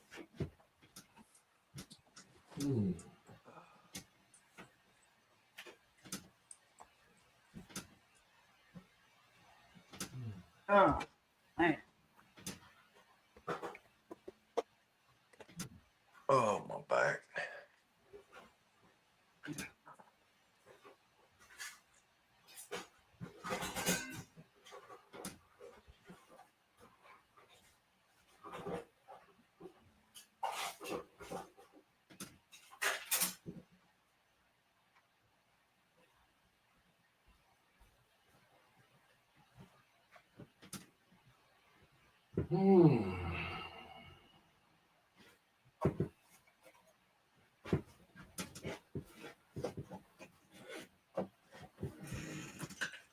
You got any of the very early Brownings before the S line come out? You know the ones I'm talking about where you plug the No. crystals in the front No. face? No. No, I ain't got none of them yet. I've been Yeah. looking, bro. I've been looking for them suckers. I tell you who's got them. It's Toby Fish. Toby Fish on Facebook. He has got every friggin' one of them, man. He's got them like 2 and 3 of each kind, you know. Toby Fish. He's a nice guy. Yeah, that's the rarest of the rare. They made them, I think, in 55 or 56, somewhere around there. They started 57. Right. They were a business band radio. Yeah, right. For like intercoms and stuff for you know, stores, and Yeah, that's where they came out of. right. And then they created the CB frequency and they jumped on that and they took off. Browning and Regency was like the Cadillac and the Rolls Royce of CBs back in the days. That's what I got right there. That exact same station right there. Wawasee, Black Cat. Yeah, Wawasee. Yeah, Black Cat. JB. Mine's You know why it's called Wawasee, right? Wawasee. It's from Wawasee, Ohio, where Yeah, JB. Wawasee. Yeah, Wawasee. I don't. Is mine the 4000 or the 4001? I don't know. I've never seen a Wawasee that like that. Yours is the 4000 SW. If you got the switches for the antenna, it's a 4000 SW. Okay. You got an antenna switch on yours. Huh? Does that got the Black Cat on the meter scale face? It don't have it on the scale, but it's got it right there. Okay. So it was still Black Cat. See what they did? This is a Dozy. This is a regular Dozy meter. Right. All they did was put this bottom on here. Silk screen that. You know, they put that on there with that. A lot of them don't have that right there for your modulation. Mine's the same as yours. Exactly. Yeah. JB 4000 SW. Yeah. I got to replace these switches in here. I got them, but I just haven't done it yet. Okay. Those switches are bad. And but I like it because it matches my JB 2000 with the same kind of knobs with the gold thing on it. Right. You know. Yeah, I don't have those big dots on my knobs. But anyway. I've got the little line on it, the little white line instead of those big dots. Oh. I had to throw away my old Wawasi workstation with the scope in it. The Yeah. damn metering circuits in it had gone bad, and the SWR wouldn't adjust none of that shit. And I said, I ain't gonna You can work on this crap. rebuild that. Take your time, rebuild it. I threw it in the fucking dumpster. I ain't got time. I'm sorry I cussed, but I have so much radio stuff. I'm running out of room. See, I knew those people. I knew the man. And I talked to his son about 10, 15 years ago. And Dale Marsh, or what's his name was, the Mr. Marsh, that was the original Wawasi Black Cat man. Yeah. He was a genius, but he got Alzheimer's. And I talked to his son, and he sent me a lapel pen thing with Black Cat on it, and a writing pen, and wrote me back that his dad, wasn't doing good. But I used to talk to the technician there at Wawasi, and they were going to bill me back then, just before he went out of business. I didn't know they were going to go out of business. A JB 440, and sent me all the information on it. But then they didn't do it. They went out of business, and they got a lawsuit. So I kept hunting for one, and I found one on CB Junkies or something like that on YouTube back before they really had Facebook.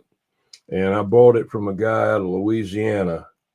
So I got every one that they made, and even one they don't know, that people don't know they made.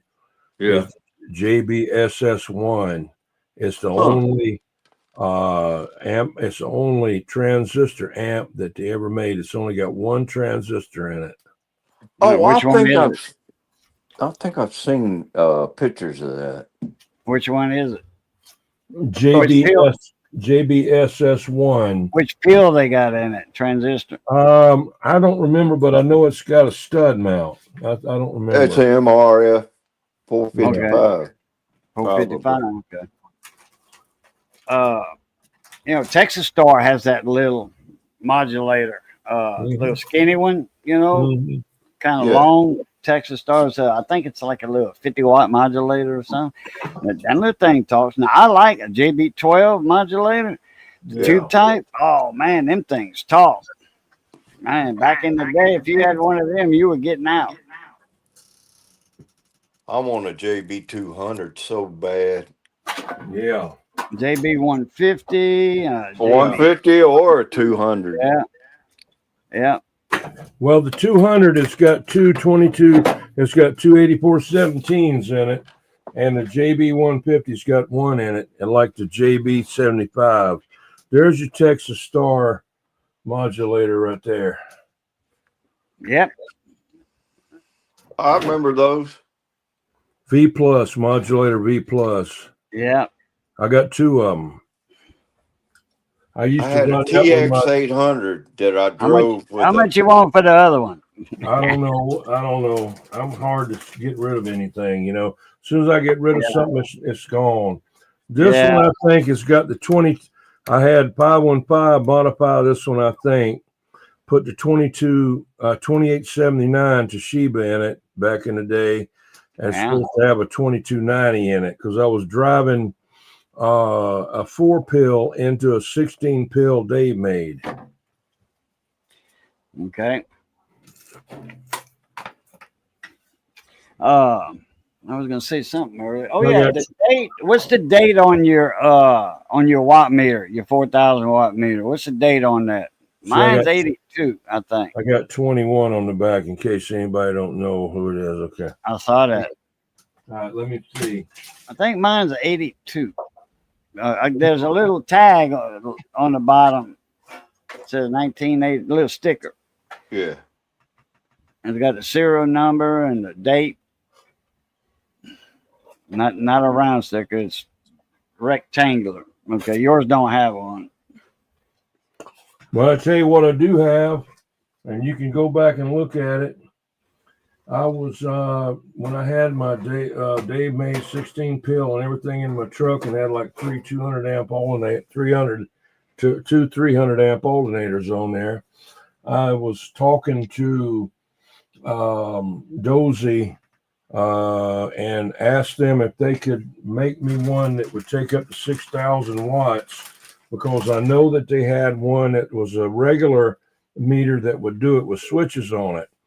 So believe it or not, he was there. Dozy itself was the MOC Dozy was there, and he was getting ready to sell that company to Crystal something, whatever it was. And you can go on look at my videos, and you'll see where he signed the inside of that meter for me. I asked him to sign it for me when I sent it up there, and he said to 21, whatever CB or whatever, but that was Dozy, MOC Dozy. He's dead now.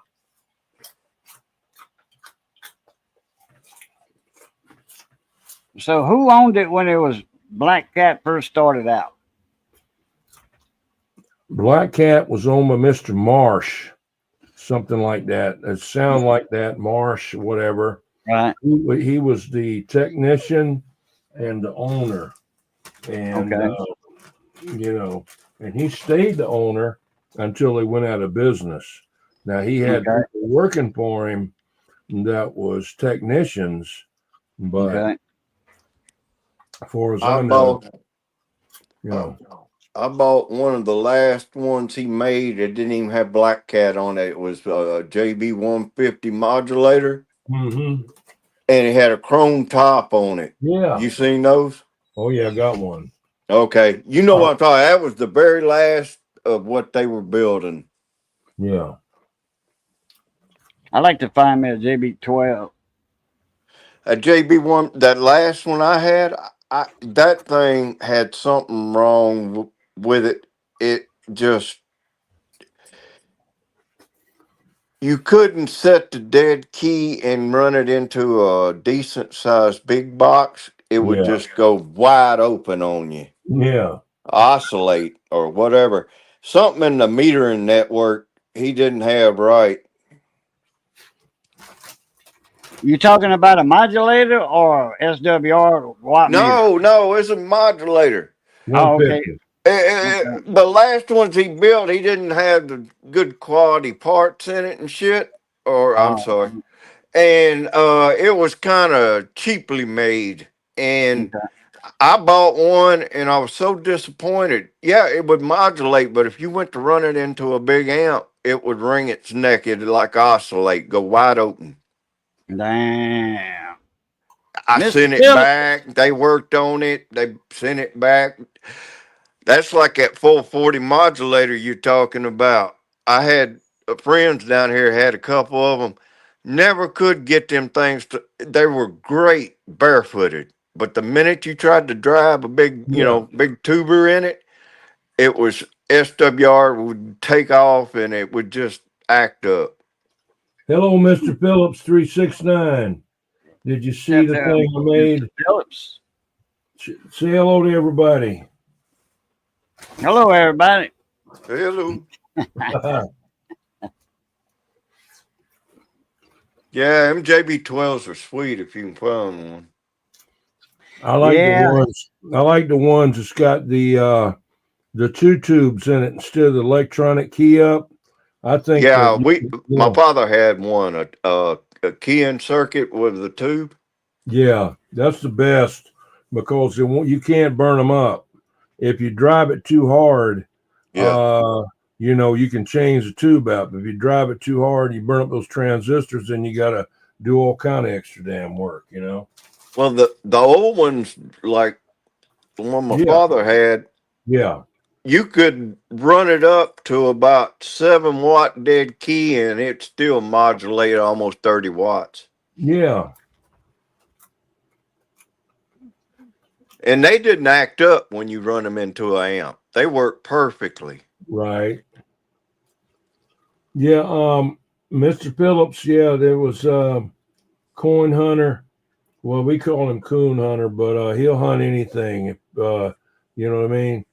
And he's like the roadmaster. 18 to 8. Road dog. 18 to 80, blind, cripple, or crazy, you know. A coin hunter.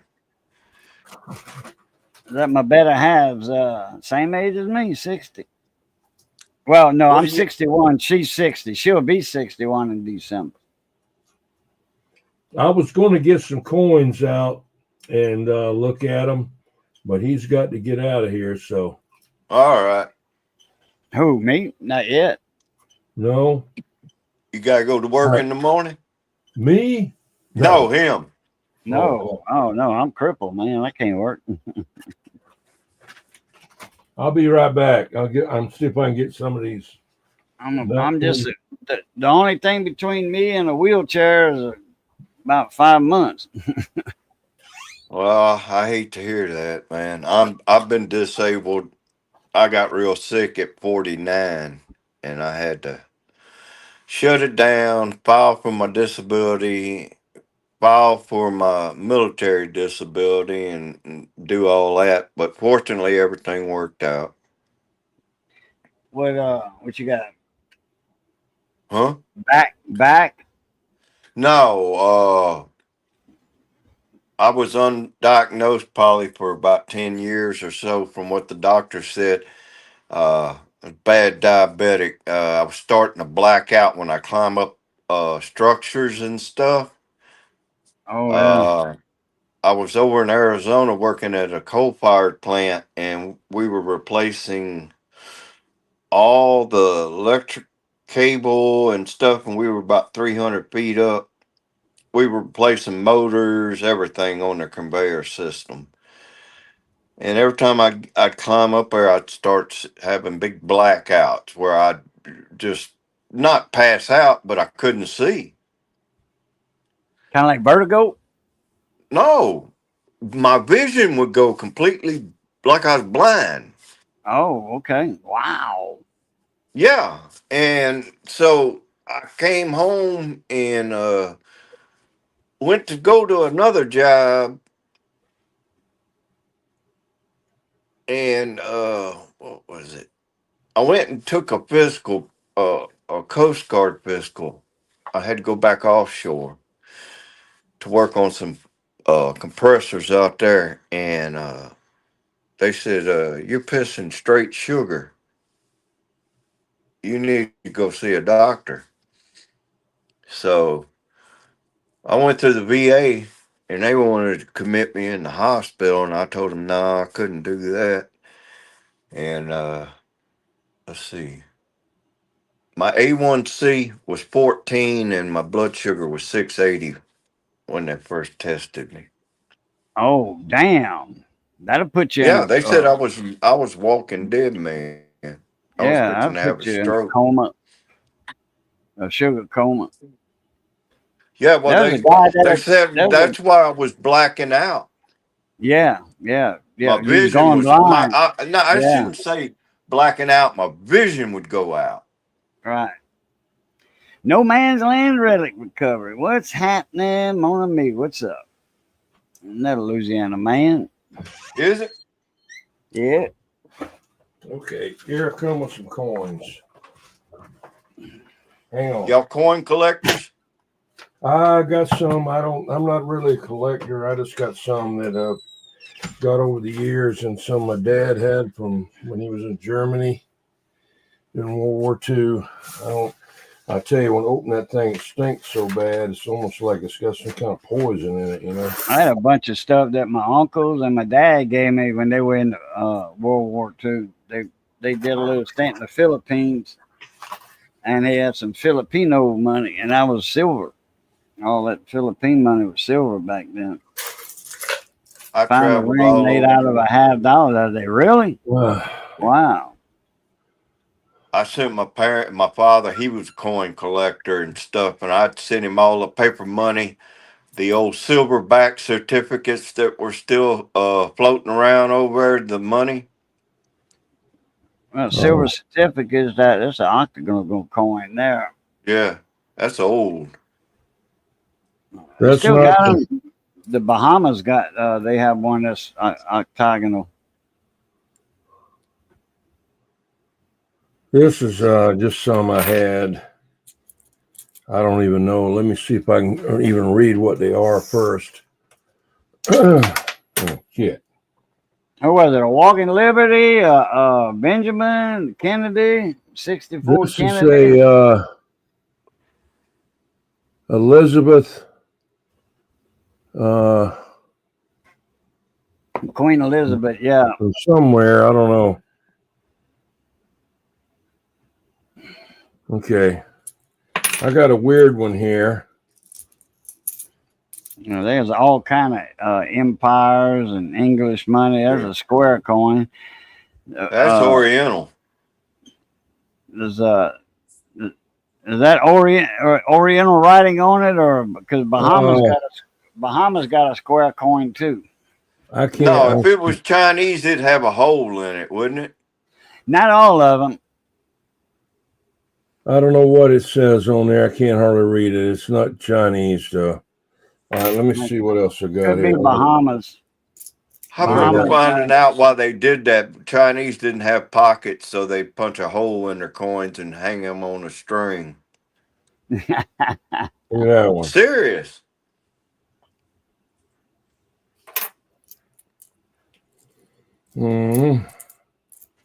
I got a bunch of different ones here.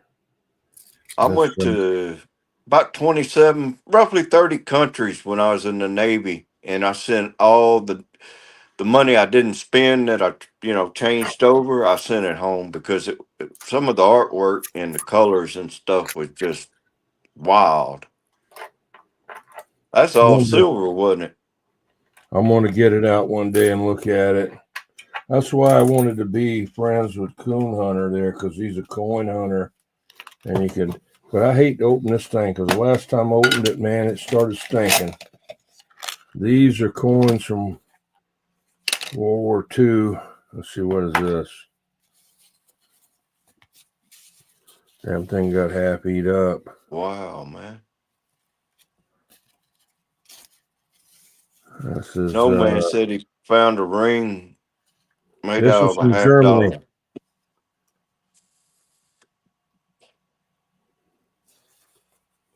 Yeah. Yeah.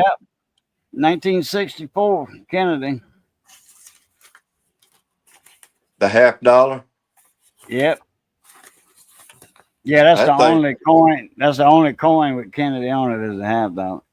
This And is it was Bank of solid England. silver, wasn't it? Yeah, 90% silver 10 shillings in 64. from the Bank of England.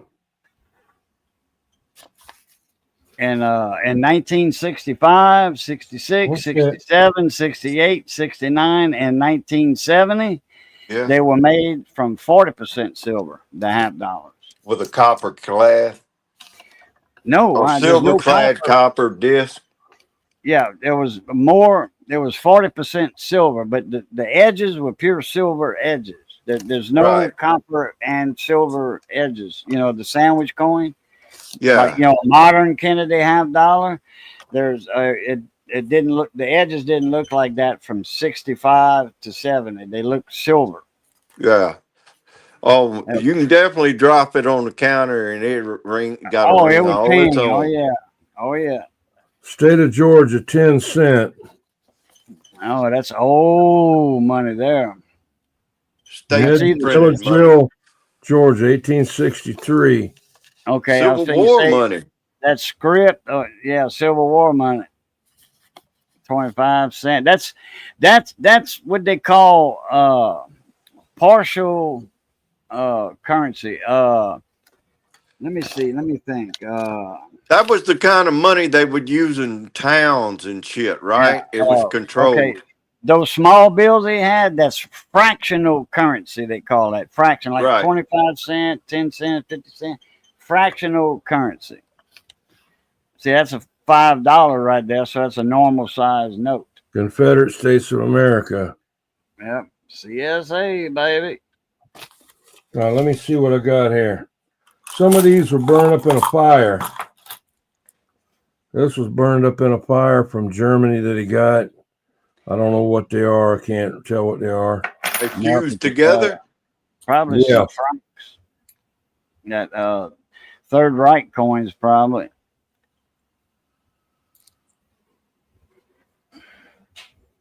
That's seriously. Indian Head, 1907 Indian Head. Yeah, Yeah. David got it in there too. Fractional currency. Here's that old nickel, Liberty Head nickel or whatever. Let me get wait, the German. That's is that a Liberty Head or is that a shield nickel? I don't know. It's Does it have a V on the back? Yeah, that's a Liberty Head. I seen it. it's got a V on the back. Yeah, that's a V nickel. What year is it? 1906. Okay. Look at that one. Look at that. Reichstags with a swastika. Yeah. 1932. 1932. Yeah, those they got a That's collectible. yeah, they got a calling for those Third Reich coins. Hell yeah. And you know what's strange? It's the Jews that collect that stuff. Yeah. I swear to God. Look at that one. I got a big hole in it. That's Asian there. I can see the symbol. Definitely.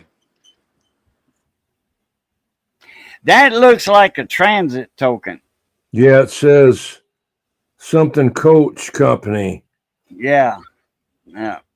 One Transit. school fair. Good for one school fair. Nashville Coach Company. Yeah, it got an N in the middle for Nashville. Yep, there's a transit token. Denmark. Ow! On there. Dog it. No. Burned up coin there. Can't tell what that is. Oh, shit. I got to quit that shit. And I got to find that. Let's see what this is. Let's see. Here's another one from Germany with a swastika. 5 something. 5 marks. There's another one with a Nazi thing on it. Yeah, the eagle on top of the globe. Yeah. I gotta get some more coffee.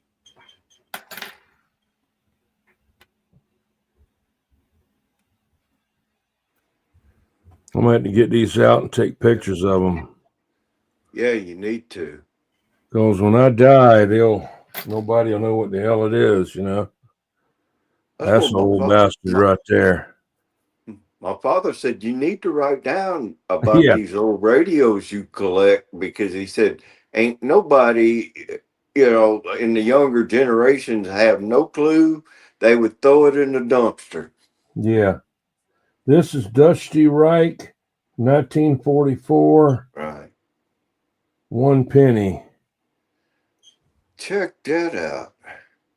And all that stuff was supposed to be destroyed, you know? Yeah, my dad hauled them back. They were still probably back then a huge underground of collectors for stuff like that when they came home. My father was a kid of World War II, and he collected all the steel money that they issued out during the war years. Mm-hmm. He's got all the coinage for that.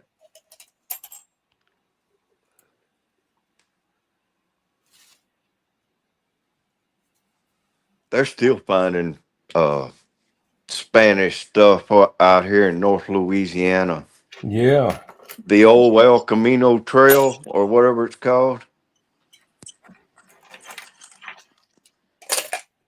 This is the first time I've ever showed this anywhere. Y'all are the first ones that's ever seen this. My kids hadn't even seen it, to be honest with you. I wasn't, I just never did. I'm afraid the younger generations have no appreciation of history. No. As it gone on, I grew up in the 60s and the 70s, so I seen the beginning of the throwaway stuff, the throwaway cars, the throwaway electronics. And, we became a throwaway society where old Yeah. guys like you and me, Yeah. when you bought something, it was serviceable and you could keep it running forever. Yeah. But now it's everything thrown away. Right. That's why I said the guys are buying the wrong stuff. Yeah. The very early stuff is going to be, especially the ones that has not been touched. Oh, yeah. They're going to be big, big money one day. I probably won't be around to see it, Yeah, but I hear you. Well, at 'cause- least my kids will have something, maybe. I don't know. yeah, you need to sit them down and explain to them these ain't just a CB radio anymore. Yeah. These are history. Yeah. And like the old stuff that you like, I like. Yeah. I can't wait when I get one out of a box to flip it over and just look at the artistry of the people that made those wire looms up. Oh, my God. It's like a Picasso or something. When you look and you're looking at it and you're going, some woman somewhere was sitting in a Yeah. hot building making these looms up all day long. Oh, yeah. And all Yes, that shit, sir. all that stuff's been thrown away, dude. All of it. I mean, you got people like you and me, and I mean, there's getting less and less of us. Oh, yeah. Shit, I used to drink beer like I do coffee. Me and Quick Ranch. Quick Ranch Man. used to drink, throw a few back himself. I back tell in the day. y'all, coon hunter, they wing them off of Mama's ninny with a Miller bottle with a nipple on it. That's it. There ain't no lie. I ain't lying, am I? Slits and Falstaff.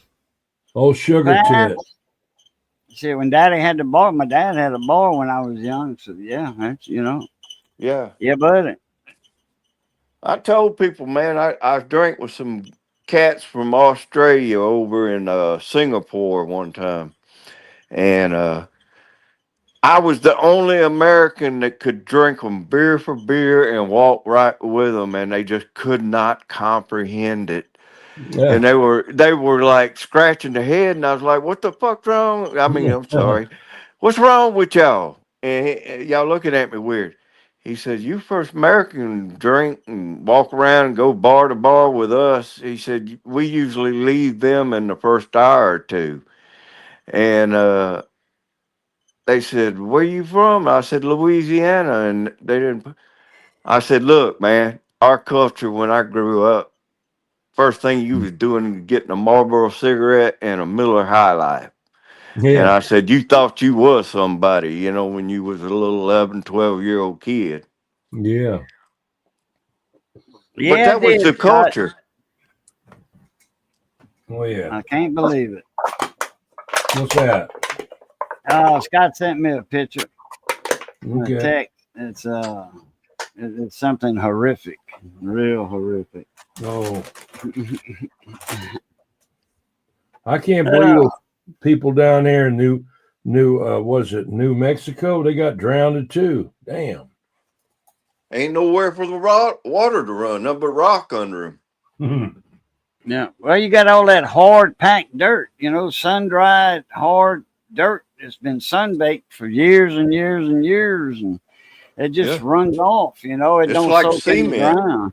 Well, you see, New Mexico's right there next door to Texas. Not in that that direct area, but that was a tropical storm that was in the Pacific, and it downgraded to a depression, what have you, and it just lingered over that area, and it dumped all that rain. That's what tropical storms do, which we know that being in Louisiana and South Carolina and North Carolina. Mm-hmm.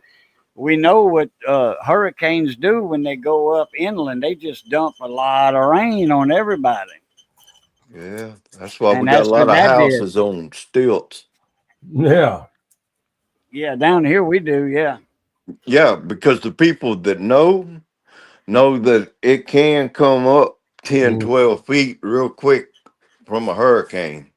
Oh yeah, storm surge. Yeah, man. And My cousin's house was 14 foot in the air, and like, okay, Hurricane Rita hit, okay, Yeah.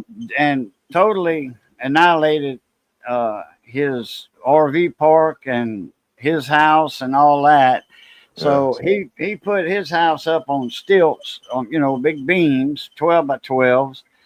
And here come a couple years later, here comes Ike, I think it was.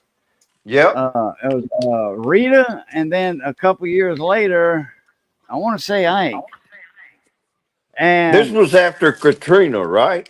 right, yeah. Yeah. Y'all's Rita was not long, a month after Katrina. Okay, Katrina We hit got- Mississippi, took out Mississippi. Yeah. But we got 3 of them back to back ourselves over here on the west side of Louisiana. And Rita was not a month or so after Katrina, and then that was it. And then about a year, 2 years later, 2 hurricane seasons later, I think it was Ike, and the water came that far from the bottom of his house. It's up on stilts and beams, okay, and water came that far. So yeah, his house survived that one. But it was still a lot of wind, and that was like almost a direct hit too. I think it was the eye went a little bit to the west of where Rita had hit, and then Laura hit, and that took out Lake Charles and Moss Bluff, and That's the one that come up here and knocked all my oak trees down in my front yard. that was about 5 years ago. No, it was further back. Oh, okay. Uh, You talking about it was Lily, after maybe? The eye Katrina. passed over here. The eye passed right over Yeah, here. yeah. And It see, wasn't long after. y'all It got, wasn't long after Katrina and Rita. yeah, That that's right. Gustav, and they had, I think it was Lily. The eye passed here, and the eye went straight to you. My last job, I was working in Beaumont, Texas, and it came through Beaumont and swamped it. I can't remember the name. Was that Ivan? No, Ivan. No, not Ivan. Ivan hit Gulf Shores. I remember that one. Yeah. But anyhow, I remember that year or 2 years together, we had 3 hurricanes, and they all hit the west, come from Texas up through you. Rita hit, and when Rita hit, I mean that Intercoastal City, Pecan Island, all that. Well, I was raised down there on the coast, on the north shore of Vermilion Bay, and Pecan Island. That's right on the Gulf Coast. It blew it up. Yeah, and in Holly Beach, man, and Cameron, Holly Beach down there. That's extreme southwest Louisiana. Holly Beach, there wasn't nothing left after Rita. I mean, there wasn't even a piling. And they had a bunch of I remember that. houses on pilings. I mean, it was wiped clean, clean. It was like, what was that hurricane that hit Grand Isle and wiped it out? I don't. I don't. You remember that, don't you?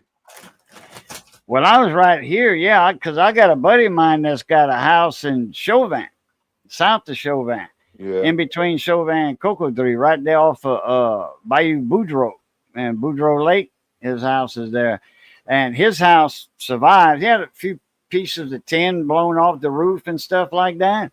Well, his insurance, I forget how much they paid him, because, some rain got on the inside. They paid him. He added on, and he was a contractor for many years, And so he added on to his house. He added on double to his house and still had money in his pocket. Oh, yeah. How deep are them stilts or them pilings? Holly Beach area, deep, 20 foot in the ground. Over here, hard dirt, not just sand, hard dirt. Yeah. They'll go in, 6 feet. But the sad thing is, the pilings will stay, but your house will blow away. It depends. It depends on where it's at. You know, if it's just the water and the that you worried about, you know, Yeah. I'm not talking about right on the beach. Okay, I'm talking about inland. You know, 10 miles or so.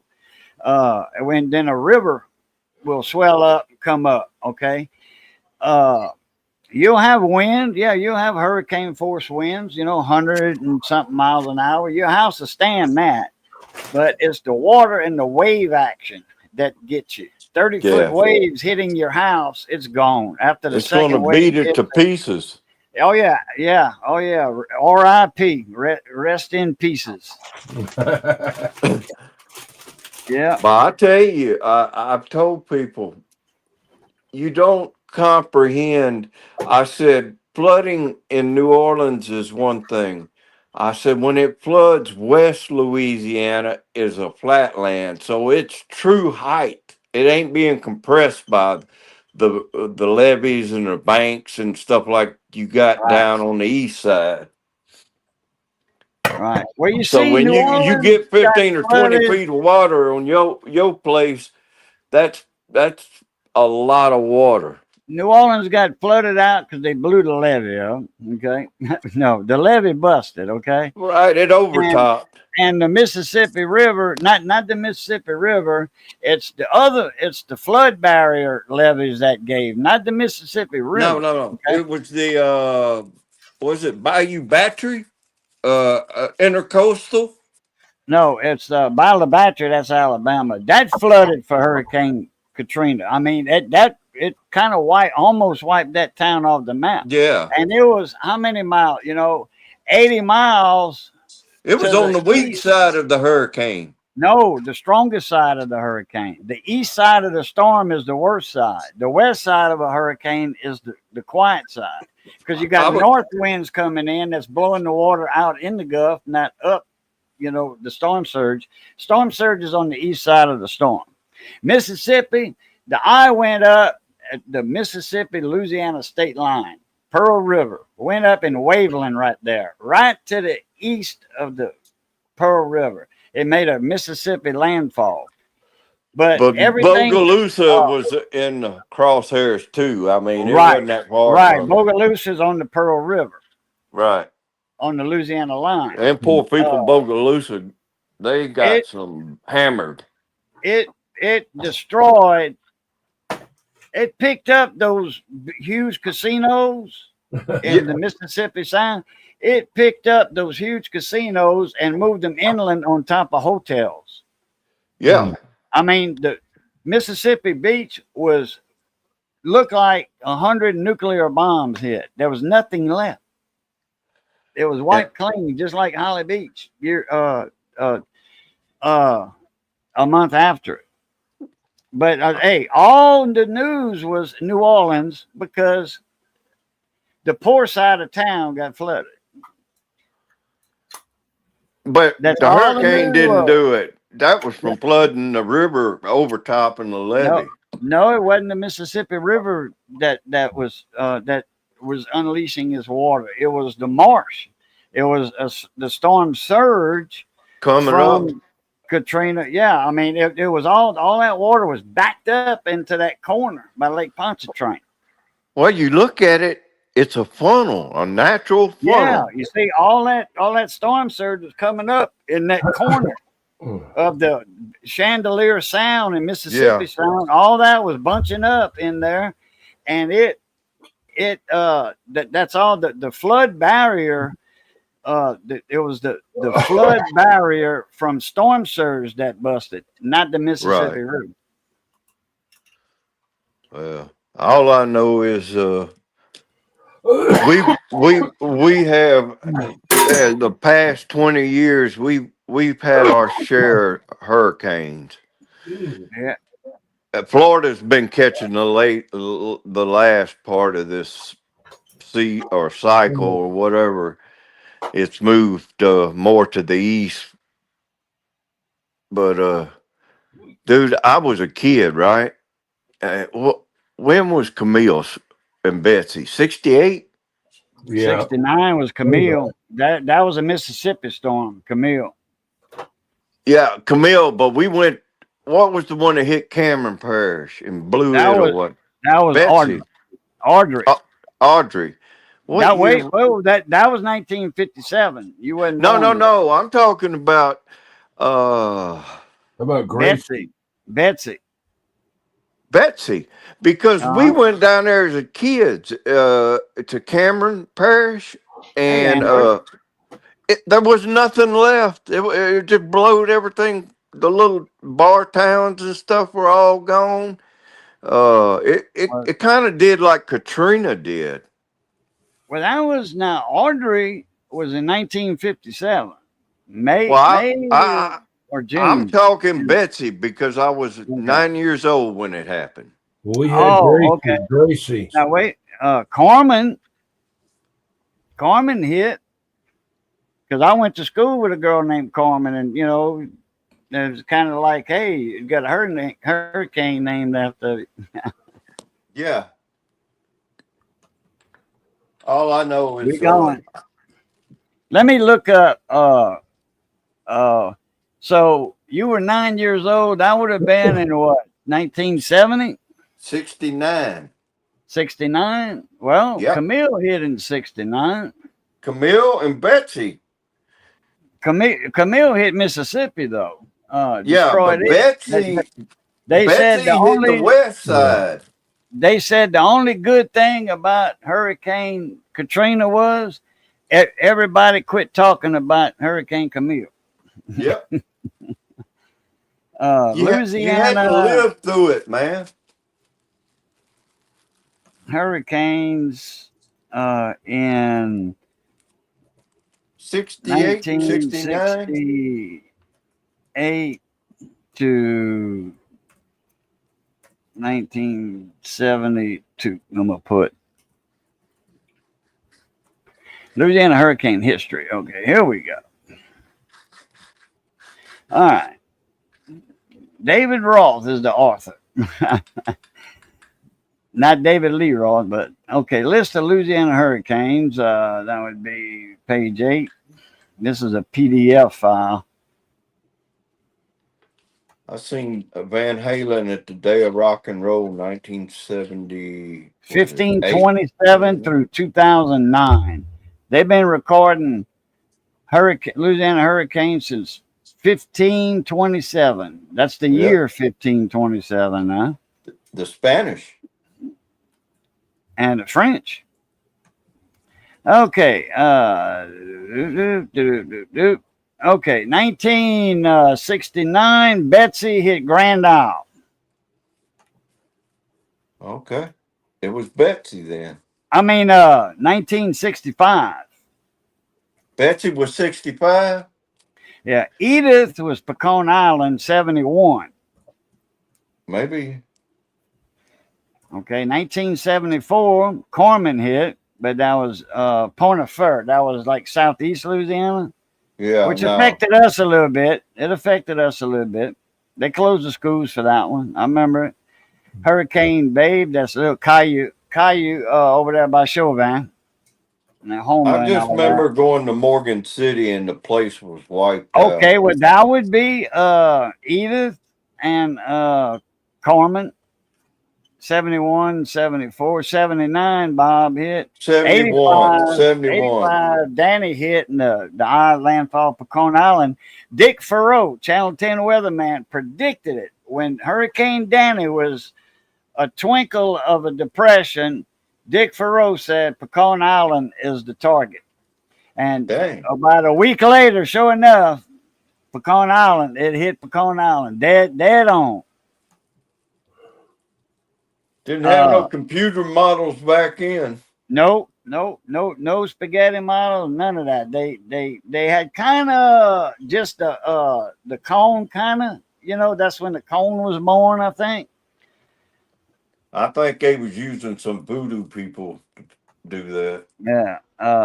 Elena was in Gulfport, 85. Juan, but that was more of a rain hurricane than anything. Juan hung around for a few days from October October 29th to the 31st. Right. That's the one that flooded. Yeah, flooded Bad. Intercoastal City and all that. A lot of flooding because it hung around right off the coast, you know. What year was that? 85. 85. I was in the Navy. I had a friend that couldn't come in off or had to come in offshore, and the hello pads or something was flooded, and they couldn't get back out on the rig after the hurricane had blowed through. It took them a while.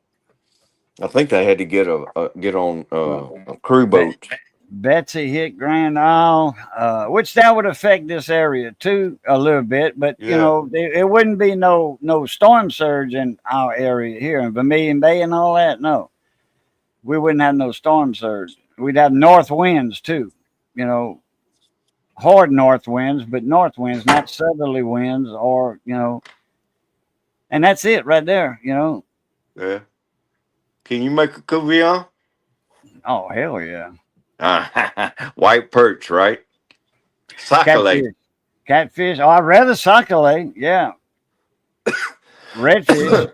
Redfish. That's what we use up here. We put a channel cat and white Goujon perch. Kai. Goujon Kai, or some, we call that, them big spotted cat, Appaloosa cat. We call that a Marche White in French, or a Goujon Kai. Y'all take it easy. I got to get out of here. You going? All Yeah, I right. got to go. All right, 21. Look, hey, appreciate you coming in the panel. And, hey, you know, we had a good show and tell tonight there with the old Yeah. Brownings. Hell yeah. You and Coon Man there. We had bacon grease and cracklings and all that stuff, man. All that good stuff. Well, Yeah, I guess you learned something about it. I'm gonna send you some of the stores that I dealt with. I'm gonna send you the name of those stores. Okay. What I'll do is probably send you the links to those Yeah. stores, you know, on some Yeah. items that I had bought, you know, Okay. and stuff. But as far as for capacitors and resistors Yeah. and all that, you know about your capacitors. Yeah. You use good Jupiter capacitors and all. Yeah. I use like Nishikon. Jupiter's good for Yeah. audio equipment. And in, you know, like in Nishikon, Rubicon, that's good, either general purpose or audio. Yeah. But I get all that from DigiKey. Yeah, Okay. man. Or Mauser. Mauser's another good one, but DigiKey is priced right, you know. Now those right angle connectors I showed off earlier, those BNC connectors. Let me get this one here. Whoops, man, I almost spilled my coffee. Can I ask you a question? Is what that was right there? that electronic warehouse catalog? What was it? Yeah. IGC or something like that, or ICG? CEI, CEI. Consolidated Electronics Incorporated, Dayton, Ohio. Mr. Steve owns that. It's still operating. Yeah, Steve's still there, and Steve is the one that founded the major ham fest in Dayton, Ohio. I bought a set of I had a He used to sell TV tubes, CRT tubes years and years ago. Yeah. He was one of the main guys I used to deal with buying parts and stuff for CB when I had my radio shop. I had a 2K Ultra with the 400Zs, and I got the kit and the extensions for the socket for the 500Zs from there. I don't know how many hurricanes this year. I think it's going to be a quiet one. Now that's just my guess. Quiet one. I hope we so. could be here in July, and we only had one little storm. I think, maybe two altogether. It's too much misery going without electricity, dude. Especially, yeah. When you get old and sick, you know. Yeah, when you get old, when you're young, you want a hurricane to come because you get out of school, you get to play in the rain, you know, Party. you get to swim in the ditches that are normally, got an inch of water in. Now you got 3-4 foot of water in there. Well, I was And raised around the bayous. So we had yeah, plenty of man, places when to that water swim. get up, you can go crabbing. Yeah, we used to Uh, crab like at the Banker Ferry, which was inland. yeah, I mean, it wasn't far from Intercoastal City or the northern shore of Vermilion Bay. The Banker Ferry wasn't but just a few miles. About yeah. 4 miles or so like that. But you So, always had when you was on the ferry going across the Vermilion River. You could uh-huh. always see some crabs right there along the bank and stuff. It was a brackish water. Yeah. But Man, yeah, I when want some when good hurricanes crabs. come in, they throw seafood in the marshes. That the marshes are weird off. Yeah, So much water can come in, but only so much can go out. So you get a right. lot of shrimp and crabs that are trapped in the marshes, And they like on die rock, off like because on the it's too. no. That is salt water, and crabs and shrimp can live in fresh water. There's Brackish. right below Lake Charles. There's some lakes, marsh lakes that are Yeah, fresh water, and pure. they've Now those adapted crabs to them. came in from hurricanes. Yeah, those crabs and shrimp came in from hurricanes, and then the salt water slowly got turned back into fresh water. Okay, from the rains and all Right. that. And then all that water is held in by locks, a system of locks, Yeah. and not to let salt water up in, but for hurricane, no locks are going to keep salt water out. Right. All of it out because the storm surges they bring that seafood into Right. the inland marshes, and they thrive in there. And then big old crabs, man, like point to point, 22 inches, 23 inches, from claw to claw. Okay, spread out like that, claw to claw. Monsters, man. That big around. Yeah, I'm talking about beer can claws. And sweet. It's a sweet meat, man. You eat that, you don't want a salty crab again. Because that Yeah. meat, we call it sweet meat crab. And freshwater crab. It probably tastes similar to like a snow crab or Alaskan king crab. King crab, but not king crabs are salty. But anyway, They're salty, but they're also sweet. meat. Okay, I compare that now. I despise snow crab legs. They taste I too don't salty, like 'em. and the IQF. They taste salty.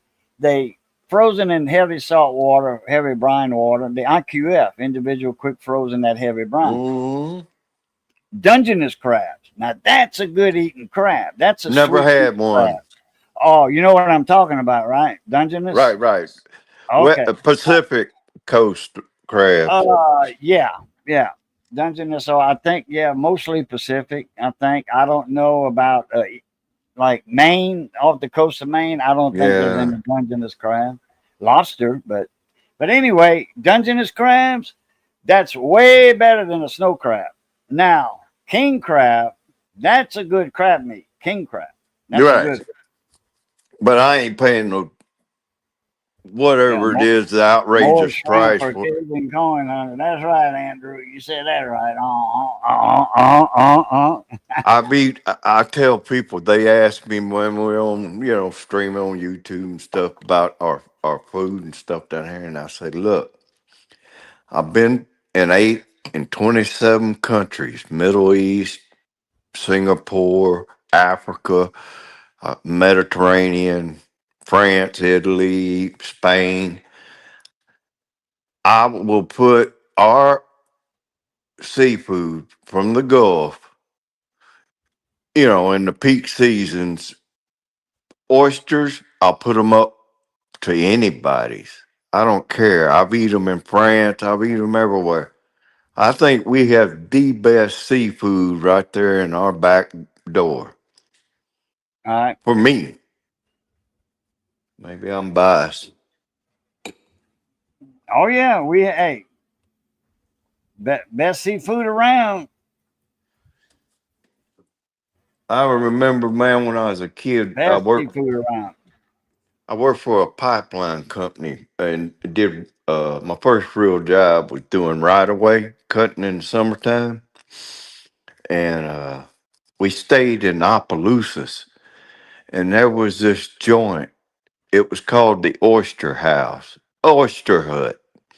And it was one of them old clapboard, something that was slapped together back in the 30s, you know? Uh-huh. And it had the old, oh, the, what do you call it? The old plywood, finish, and it had been smoked in so much it had turned gold or almost a Yeah. tobacco brown, you know? Uh-huh. Yeah, nicotine. Yeah, gold. yeah. That was in Opelousas. It had the real low roof, like a 8-foot roof or maybe 7-foot roof in there. Where was that in Opelousas? Yeah, What it part? was in Opelousas. It burned up, man, back in the 80s. Oh, okay. But anyhow, this was one of them old places, man, that was from way back. And that's where I learned how to eat. I love fried oysters, but That's where that's you learn where to I eat learned raw how to oysters. eat raw oysters at Yeah, that there place. you go. But Probably oysters, but just the legal limit for the shell, 3-inch shells with yeah, the little oysters like that, and then you eat that on a cracker with some horseradish. You start off. That's yeah, how I get people to eat raw oysters. You start them off on a cracker like a cracker. captain's wafer, a sweet cracker, Yeah, and a little Tabasco or some horseradish cocktail sauce, or right, right. and do it like that. And then people, and then you chew it. You don't swallow an oyster whole. That's people do that wrong. They try to swallow that oyster. No, you Well, want it's to like chew it swallowing up. a mouthful of snot. Right, you want to Yeah, you chew want it to chew up. that up and get that flavor out of that oyster. Right, because if you swallow it, you don't taste much salt Right. water. Right. But I still to this day use a saltine cracker. It's just a Louisiana thing. I don't have to have a cracker, but But I do or I don't. It don't it's matter the to me. texture to me. I Yeah. like the texture of it.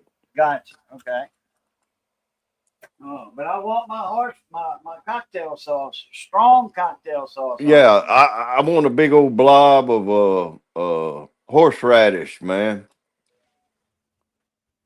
I like my horseradish strong on my oysters.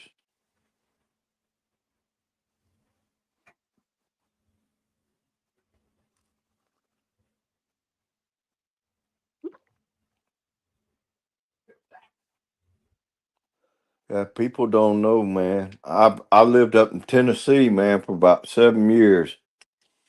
Back in the early late '80s, early '90s. What part?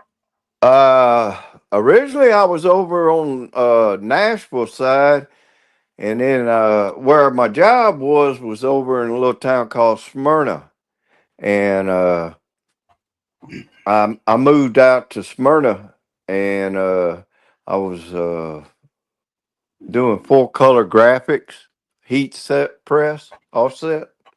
Okay. Well, we printed like United Methodist Church, a lot of church stuff, man, for like the Oh, corporate, like the you know. Graphics and stuff.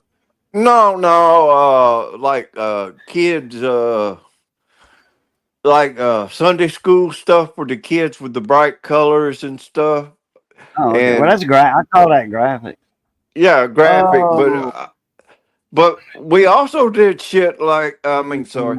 What is that Corny cut. catalog that you can get anything? It was an industrial catalog, and it was Uline. no, it wasn't No. that. Okay. Well, the reason I asked you what part of Tennessee is because, hey, baby, what you doing? Yeah. My little long-haired chihuahua wanting some attention. My baby, what you want? You got some people in Tennessee? Well, I had my Uncle Boy and Aunt Glenda lived in Jackson. My Uncle Boy was head of that main Budweiser plant up there. He was top salesman for that. He was head Yeah, salesman. Jackson is south of Memphis. In between Memphis and Nashville. Nashville. I'm sorry, I was thinking Halfway. Jackson, Mississippi for some reason. And anyway, that's where Mike Badger's from, Cleveland, Tennessee, which is, you know what Chattanooga's at? Yeah. Yeah, east and north of Chattanooga, Cleveland.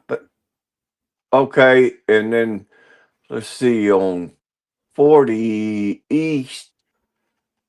I'm trying to remember. It's a little town called Bucksnort, and Bucksnort.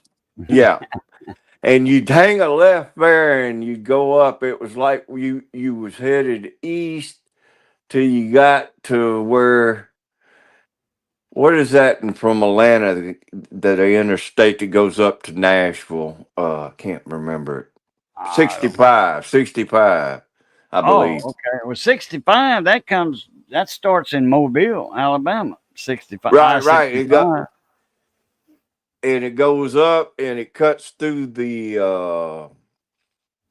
through Nashville and off to the left side of Nashville, the west side, and that'll go all the way up to Owensboro and Kentucky and all that shit, Cincinnati or wherever it goes. But yeah, I lived over on one side of Nashville, and then I moved over to Smyrna, which was probably the only town you might have heard of over there would be Murfreesboro. Murfreesboro. I heard of that.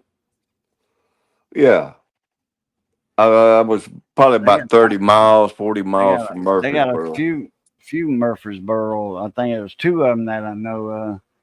I got another buddy of mine in the coin community. His name's Gleason News. He's from Gleason, Tennessee, which Yeah. is over there to the northwest side of Tennessee. Hmm. But yeah, I lived up there for quite a while, and Hey, it Sean, how you been, man? Hadn't seen Shaw in a while. I'm gonna cut this one out here in a couple minutes. We've been on almost 4 hours. all right, brother. I'm gonna get down. In a I few got minutes, not right now. I got to take some medicine, man, before I go to bed. Oh, okay. Yeah, I I gotta get my I night got night meds in.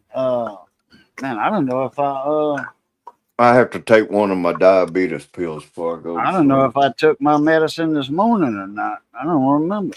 My blood pressure. Oh shit, man! You better put your cuff on, see where you at. Oh, I don't have that. I don't really need it. My Oh, blood pressure ain't that high. Uh, every time now, when I was in the hospital for a whole month one time, I had a hole in my small intestine. yeah, Uh, right where your small intestine comes out your stomach. That's called a duodenum, yeah. and right where your small intestine comes out your stomach, I had a little tiny hole in there that was just leaking a little uh, fluid, moisture. Nothing. No food was coming out of it. It wasn't big enough. But you were slowly poisoning yourself, wasn't you? No, it was No. hurting. It was hurting, and then Oh I was hell, swole, because of the fluid, right. and it's like little fluid. Gabi was slowly doing it, but I had that for a while. Anyway, I felt like I had a heart attack. I was having a Oh, heart attack because I couldn't get up. I went to turn my meter off, my water meter off, because it was right after a hard freeze we had, and I right. had a leaking pipe. So I turned my meter off, and I couldn't get up. I couldn't get up at all. I was sitting down doing that, and I Hmm. could not get up. And it felt like I told me, I said, man, call the ambulance. So she called the Yeah. ambulance, and they come and got me and brought me over. And then, sure enough, they found that little hole. The doctor was pressing on my stomach area and all that. They found out I wasn't having a heart attack, but I was, hurting real bad in my stomach area. Yeah. And they found that little bitty hole. Now they didn't do surgery. They didn't open me up. They had me like I said, in the hospital for a month, but they let it heal on its own. So no food, very little fluids, to drink, but they wasn't feeding me in there. So You were anyway, starving to death. No, not really. They were giving me all my nutrition. I was eating ribeye steak, baked potato with a side of asparagus in a bag. You know, I had that thick that pick line with the big Yeah. IV. You know, enough for nutrients. You know, regular little IV in your hand right here. You can't get no nutrients. All you're doing is getting, glucose, sucrose, stuff like that, body fluids, but you're not getting any nutritional fluids, out of a bag. And that stuff's thick. Nutrition fluids are thick. So, I don't know, Scott, when they're gonna do that. If they do that, we're not even. Me and my doctor's not even talking about a hip replacement because I can't get a damn my bone doctor across from my heart doctor. He wants a recent MRI instead of me seeing him and him ordering the MRI. He wants a recent MRI before he sees me. That don't make no sense. So, whatever. If don't matter to me. I If you seen don't want a new something. patient, that's fine with me. Let's see. This was in So anyway, when I was in that hospital, Yeah. I didn't take my blood pressure. They wasn't giving me blood pressure medicine, and I told them what medication I was on. So I wasn't taking my own meds. I didn't bring none of that to the hospital. They were giving my painkillers, for my back, and then the pain in my stomach. They were giving me a Dilaudid. Good stuff. And I wasn't taking my blood, and every day, every 4 hours, they were taking my blood pressure, and it was normal Yeah. every time. Sometimes because I was in pain, your blood pressure automatically goes up. So sometimes I was just borderline, but not enough to take medicine for. I went with a friend of mine when we were. I was living in Donaldsonville. That's where I worked out of. White Castle was my pumping station. Oh, you was an operator, okay. Well, no, I was a meter technician. I'd go around to all the plants that were putting ammonia, anhydrous ammonia into the pipe, and I Oh, would okay. measure the flow rate and how many tons per hour they were pumping. That was what I did. Oh, okay. I And used to do a little operating. I was a crew boat captain, and part of my job, I was also gauging wells well, look, offshore. that's what I was fixing to say. I had a friend that lived over in an apartment complex on the other side of town. He had a Mach 1 Mustang, and we were hot rodders. And he was from Mississippi. And his job was to do the measure the waste fluid in the bottom of the tanks for like petrol and stuff because there's so much water and stuff in the bottom. And Okay. you would take like a gas station tape, right? And for your tanks, but Uh huh. they were a lot bigger for these big fuel barges. And you would go and you'd figure out how much water was in the bottom of that barge. And then that you knew how many gallons or barrels of oil you had put in it Right. at a certain height. Right. That's how they measured it back then. And me and Mitch said, "Man, come on, ride with me." He said, "I might can use you because I can't speak French." And he knew I told him I had 2 years in high school, but I mean, that's school French. That ain't real French. And we had to go to Galliano. Yeah, there's some Bayou boys there now. This is in '79, and I remember us going to a little, like, back then. A restaurant was kind of like a cypress board shack. You know what I'm Right. saying? Yeah. Yeah, People speak French before they speak English over there. dude. Nobody in that place spoke English. it was all French or you didn't speak. And they were drunk, and that was back when they smoking, and the bar looked like it had a big blue cloud in it. But that was the best fried seafood you had ever eat. It comes right off the boat. Oh yeah, fresh. Oh yeah. And I remember that, man. They say that culture's almost gone down there where you had a predominantly French, almost, little English being used. No, it's still a lot of places still like that. A lot of French speaking. You go in places around here, Yeah. Eunice, St. Landry Parish, Evangeline Parish. That's heavy French over here. And Vermilion Parish, where I'm from, Acadia Parish. You get out in the country, all them people talking French out there. No, I'm talking like where